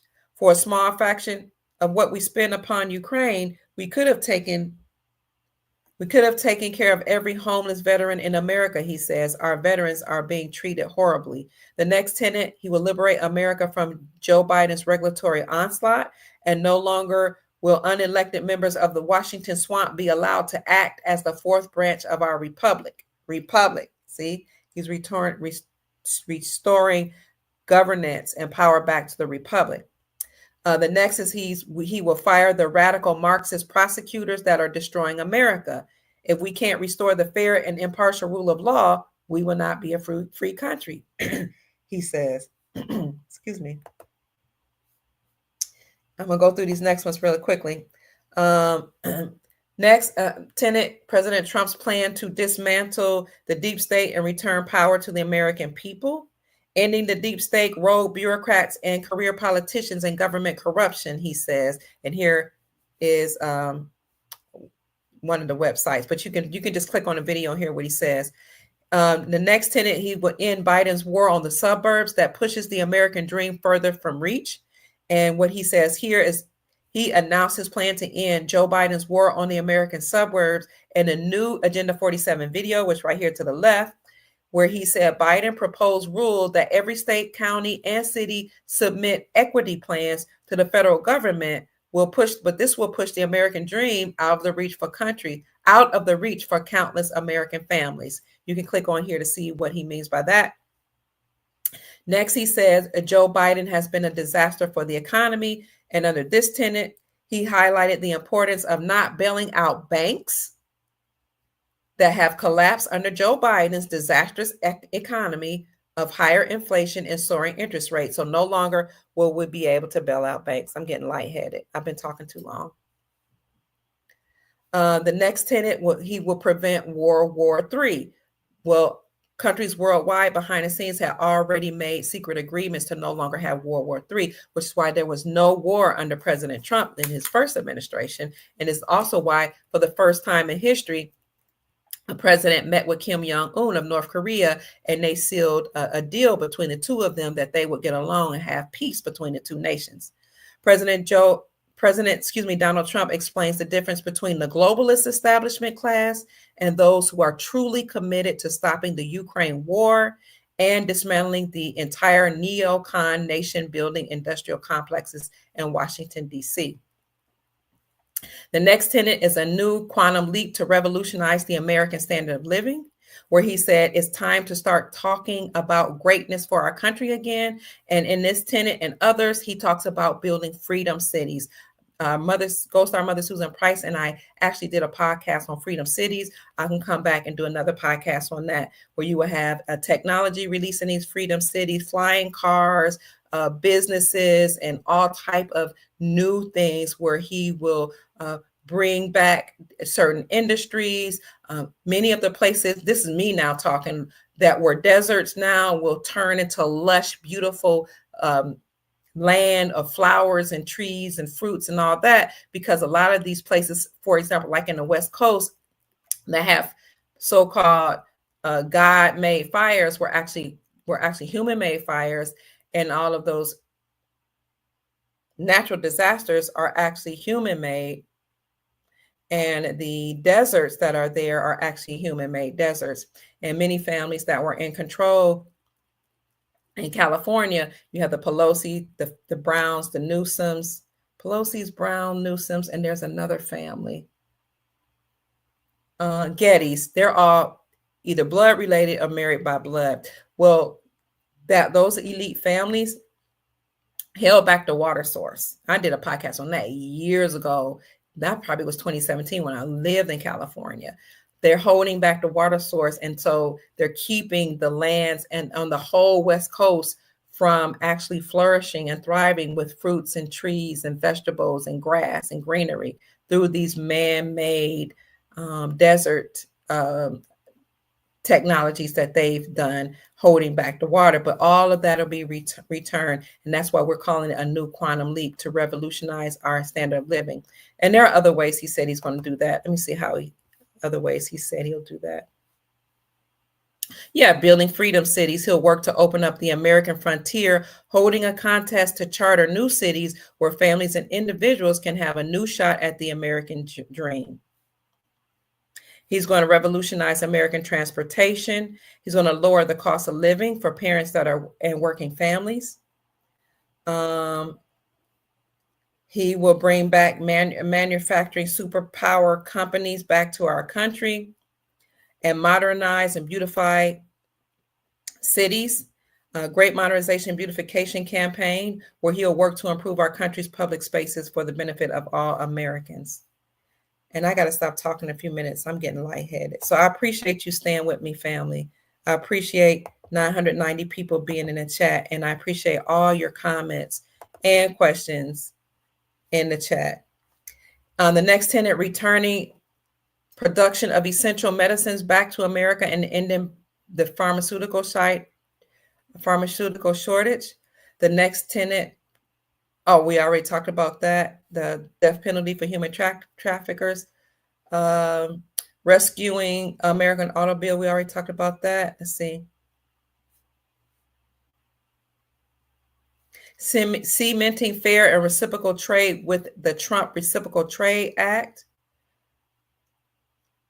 Let's see. Some of these we've already covered. They're just reiterating. Now let's see what number 3 is. The page 3. We're almost done. We must protect Medicare and Social Security. That's a tenet of NESARA, right? That Social Security payments will increase for our seniors here in America. And that will happen where benefits will be paid out for seniors all across the globe, and they will be increased. Under no circumstances should Republicans vote to cut a single penny from Medicare or Social Security. These are all the things that are about to happen right now. You can even see articles that are being published right now that says seniors will receive an increase in their Social Security benefits. President Trump, in his next tenet, will stop China from owning America. He says, I will ensure America's future remains firmly in Americans' hands. And that will happen. By the way, the largest real estate investment firm owned by China is called Evergrande. Some people call it Evergrande. Evergrande filed for bankruptcy in the United States last year. Why is Evergrande a Chinese-based, Chinese Communist Party owned real estate company filing for bankruptcy in the United States? Because they owned a lot of land here in the United States. Not only did they file bankruptcy, and you can look that up, Evergrande, Evergrande. Some people pronounce it Evergrande, filed for bankruptcy in the United States, but it was determined that they had to liquidate all of their assets. Let me show you this.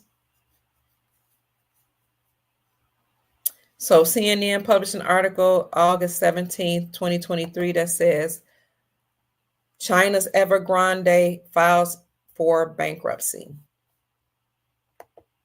So President Trump says America will be owned by Americans and not China. And all those, everything you buy, just about. My 7-year-old grandson told me when he was 6 last year, Granny, everything made in America is owned by China. I was like, how do you know that? He said, just look on the packages of everything, look on the clothes. It all says made in China. Why is that when we live in America? He said, people in China should be making American products. I was like, wow, you're brilliant. By the way, his name is Amin Ra, actually named after the God of the sun. When God of the sun, when my daughter was pregnant with him, he came to her in a dream and said, my name is Amin Ra, and told her what his vision was and his mission was on earth. So she was like, okay, she was going to name him something else, and she named him Amin Ra. But if a 7-year-old child can see that China should not be owned in America, then surely we as adults know the same thing. So President Trump is going to stop that. He's going to bring the factories back home and not allow China to make our goods and services. And if they want to sell anything to us or do business with us, they will have tariffs. President Donald Trump calls for a probe into the intelligence community role in online censorship. The Twitter files prove that we urgently need my plan to dismantle the illegal censorship regime, a regime like nobody's ever seen in the history of our country or most other countries for that matter, he said. And you can click on this video to see what how he plans to do that. Next, a total ban on taxpayer dollars used to free illegal aliens and criminal penalties for administrative noncompliance. He states the most important reform needed right now is total ban on Biden's using taxpayer dollars to free illegal aliens and criminal penalties for administrative noncompliance, which happens every single minute of the day. And finally, President Trump's last tenet of his platform is a free speech policy initiative, whereby he announced this new policy initiative is aimed to dismantle the censorship cartel and restore free speech. As my 7-year-old grandson, he's now 7, and my 8-year-old granddaughter told me, Granny, the First Amendment of the United States has to deal with freedom of speech. So why are your platforms censored? Why are your videos being taken down? Why are you being demonetized? You know, these young people, they know about social media. Why is this happening when we're supposed to have free speech? President Trump says he is attacking that and ensuring free speech. And again, he wrote something called the Digital Bill of Rights Act, and he did that during the anniversary of our Bill of Rights. Woo. So you can find all that I just showed you at donaldtrump.com/agenda47. And then finally, let me show you what I just talked about, where China's Evergrande filed for bankruptcy. China's Evergrande filed for bankruptcy. This is a CNN.com publication. China's Evergrande Group, once the country's second largest property developer, filed for bankruptcy in New York on Thursday. This was published August 17, 2023. August 17, 2023 at 8:30 p.m. Eastern Standard Time. I did do a podcast when this happened. The beleaguered firm borrowed heavily and defaulted on its debt in 2021, sparking a massive property crisis in China's economy, which continues to feel the effects. Evergrande filed for Chapter 15 bankruptcy protection, which allows a bankruptcy court to step in when an insolvency case involves another country. Chapter 15 bankruptcy is intended to help promote cooperation between United States courts, debtors, and other countries' courts involved in cross-border bankruptcy proceedings. But then later, Evergrande was forced to liquidate their assets. And then along with that, I just to show you that Trump has been eradicating the Communist Chinese Party, I want you to see that 400,000 defected from the CCP. Was it 400,000? Or defected from the CCP. I might have to go to Google for that. 400. Oh, 400 million people. I said 400,000. No. 400 million people defected from the Chinese Communist Party.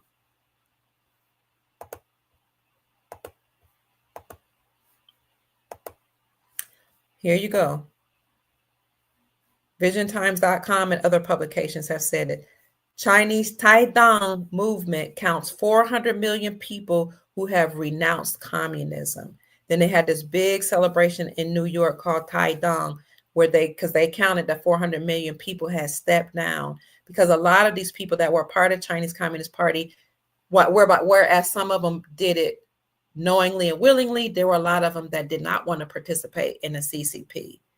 And so they were commissioned by their government or by the nefarious entities that controlled their government to infiltrate every segment of our society here in America and elsewhere in other countries.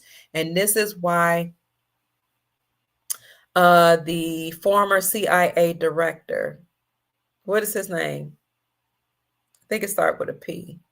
The former CIA director made an announcement February 8, 2008, that he, at the governor's convention, I know what you guys are doing. I know that most of you governors have sold out your states and you've participated and willingly went along with the Communist Chinese Party, and you've allowed different CCP members to infiltrate medicine, research institutions, educational institutions, the government, finance institutions, etc. And he also said, I have a report card showing and rating you governors. He said this at the governor's conference, February 8, 2008, ranking you on a report card from A to F, your compliance with the Chinese Communist Party. So I'm telling you right now, you need to stand down and step down and do the right thing. And he said that right before COVID and the whole shutdown of the world. Do the right thing. Remove the CCP now, because if you don't, we're going to come after you. And I know what's in these reports because I'm a former CIA director. And was he the Secretary of State? I think he might have been a Secretary of State that said that. What was his name? Secretary of State. Speaks at the governor's conference in 2008. I can see him. Former CIA director. What was his name? I almost had it. Who was the former Secretary of State? I think that's who he was. He was a CIA director. Oh my God, I almost said his name again.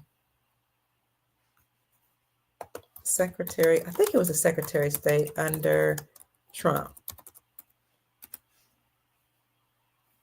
Pompeo, Mike Pompeo. What was his title?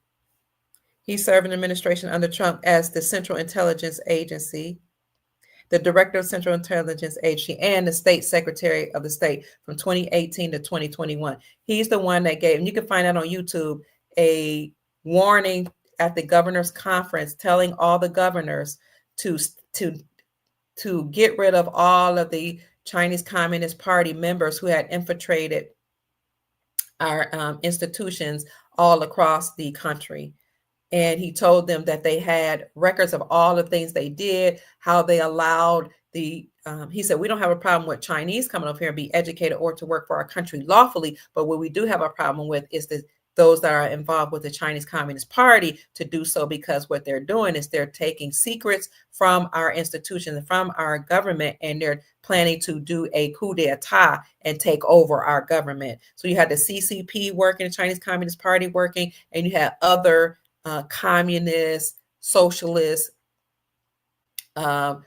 people working to completely take over our country here in America and across the globe. So those are the things that I want to bring to you today, family. I'm so grateful that you stayed with me. We've been on for 3 hours, 13 minutes, and 13 seconds. I love you all so much. I hope I said something that, yes, those people that infiltrated our government and the different sections of our society were spies. I hope I said something that's encouraging. Again, just to wrap it up, President Trump may be back sooner than we thought. The Lloyd Brunson case and the Brunson brother case against Joe Biden, Nancy Pelosi, Kamala Harris, 385 members of Congress, allegedly has already been decided in favor of the Brunson brothers. I showed you a clip where Nino Rodriguez, who is an independent journalist who used to be a boxer, now has his own show. He brought on Jim Willie, who is a statistician and an independent journalist himself, who announced several months ago that curse had been heard. I also showed you that there was a writ of memorandus passed that said that Justice Clarence Thomas could rule on that independently, and then he went missing, which meant that he was being protected by the government, by the military, excuse me. He had to go away and be protected because when this comes out, a lot of people might try to, be upset. And once this ruling come out, oh, Twitter, you're having a problem with Twitter? We'll keep trying. Okay, let me see.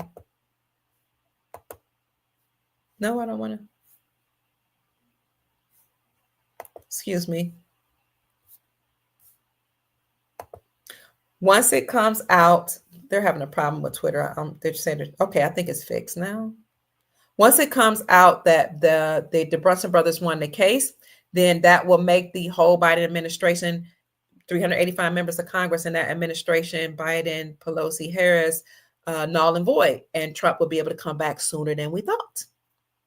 Now, according to Nino Rodriguez and Jim Willie, that could cause some civil unrest and some civil disruption. But this is why we showed you the Presidential Transition Act document that came out by the Department of Defense. It was passed and approved in August of 2022, but then it was reapproved and I don't know the proper word, reapproved in February of 2023. And it was open for the masses, or released for the masses, or for the public viewing by the Department of Defense.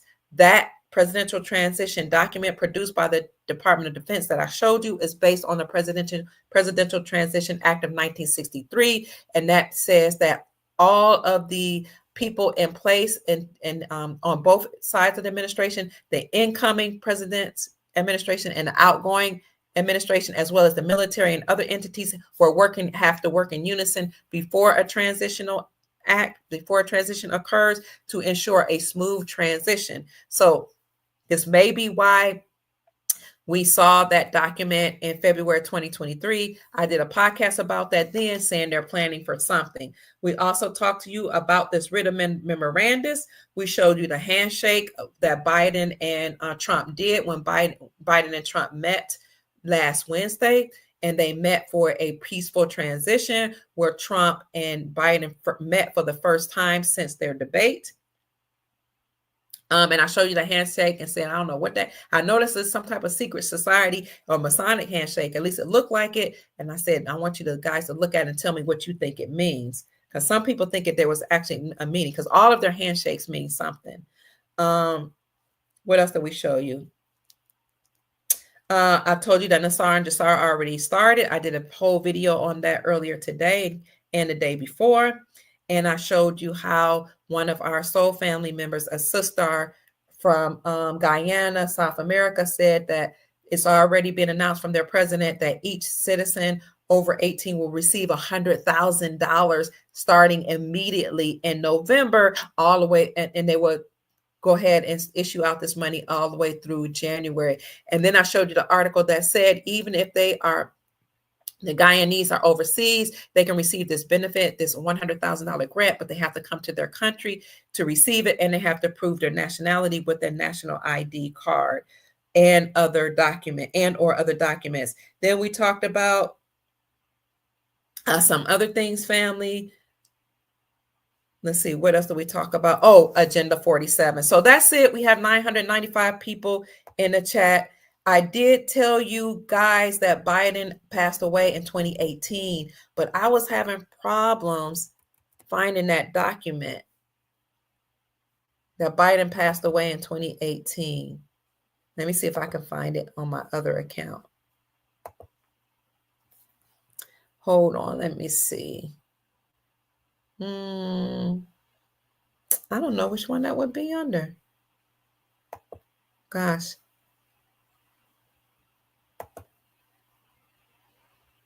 I don't know which. I'll have to see if I can find that document because it was on one of my YouTube channels. But I did do a video. Let me see if I can find it on my channel. The video on my channel. Well, Biden passed away in 2018. I showed you the actual document that showed his death. And somebody in the chat said they saw the death certificate of Biden. So I don't want to bore your patience. I'll see if I can find that. For the interest of time, I'll see if I can find it a little later. Let's see. Gone. Nope, I don't see it here. I did a video called Biden Gone and NESARA is here or something like that. Let me see.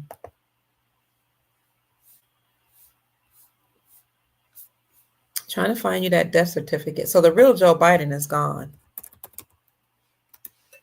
But the whoever is playing his character is who's been operating in that role. And so the military has allowed all this to play out so that people can wake up and to see how corrupt these administration all over the world and these beings behind the scenes have been. Oh, I also talked to you about bloodline families.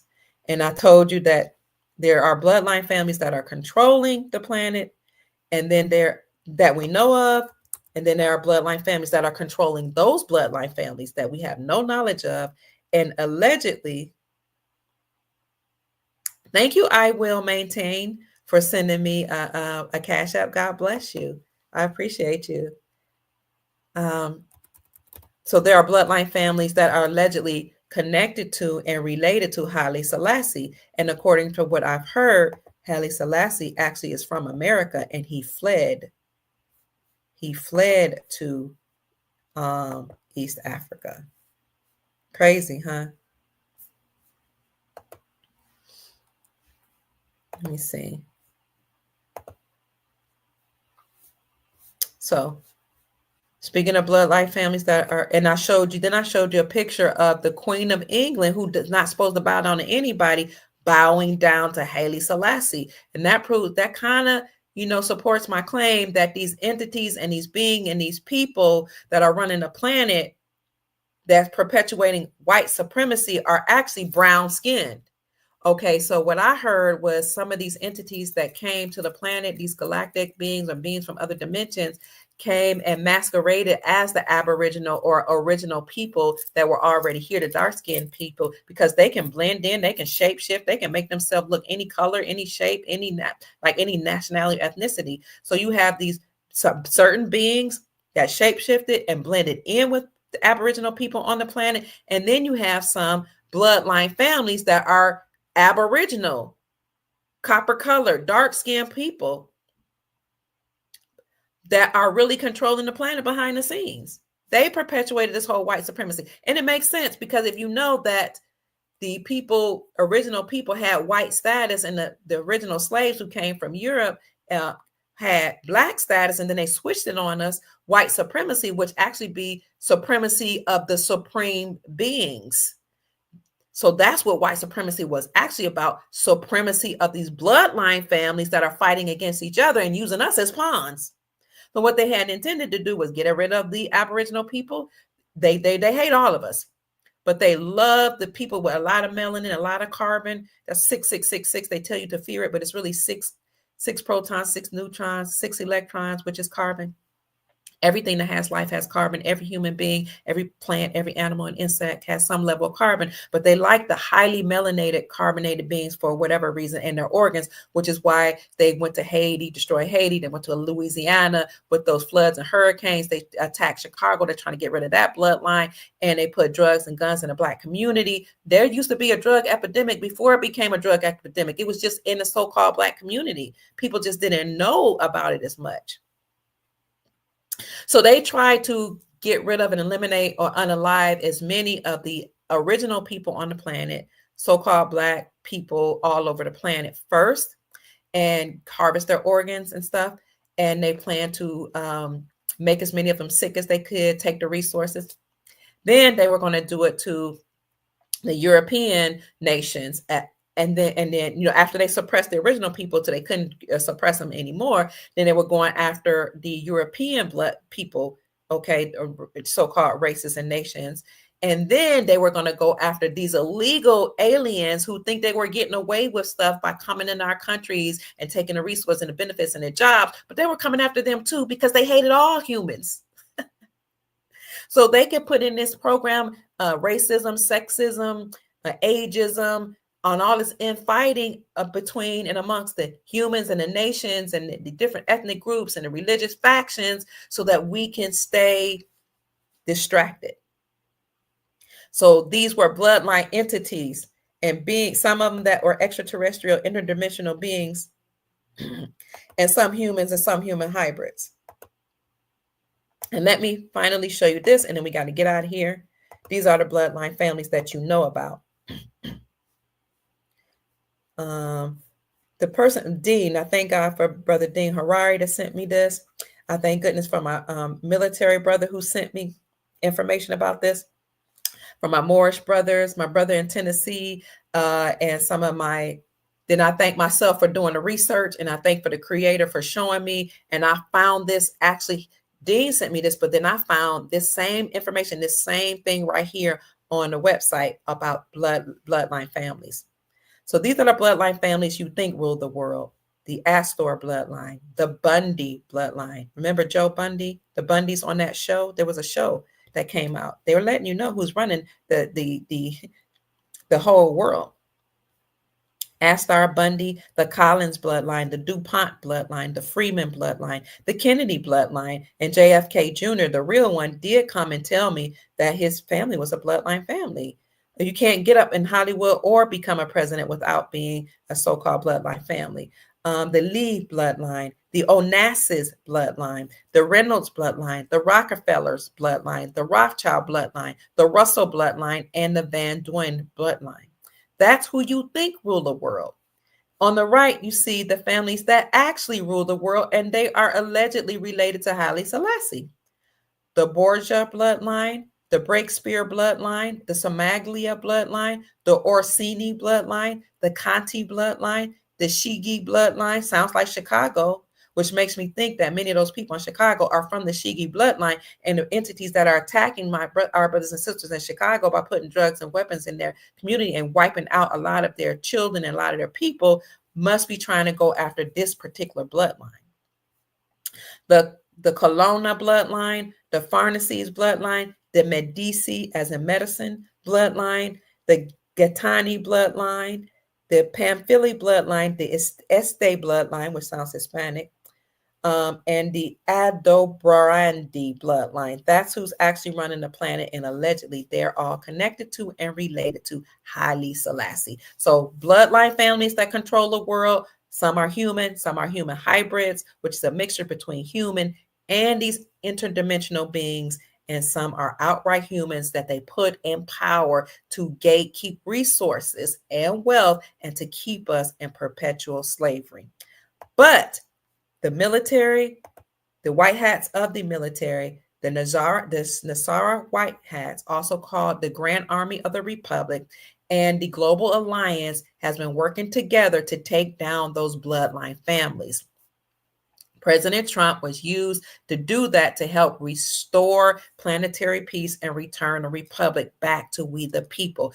This is happening right now, family. So I hope that the podcast that I've done today with supporting evidence is proof that all of this is happening. Married with Children is a sitcom with the Bundys. Thank you, Sister Arlene. They were showing us who was really running things. So somebody says a lot of these last names end with the letter I on the end, which makes us wonder if they were Italian. Who ruled Italy and Spain from 711, probably longer than that, to 1942? The brutish Moors, the Moors ruled Spain. Okay, so a lot of the bloodline families were actually Moors.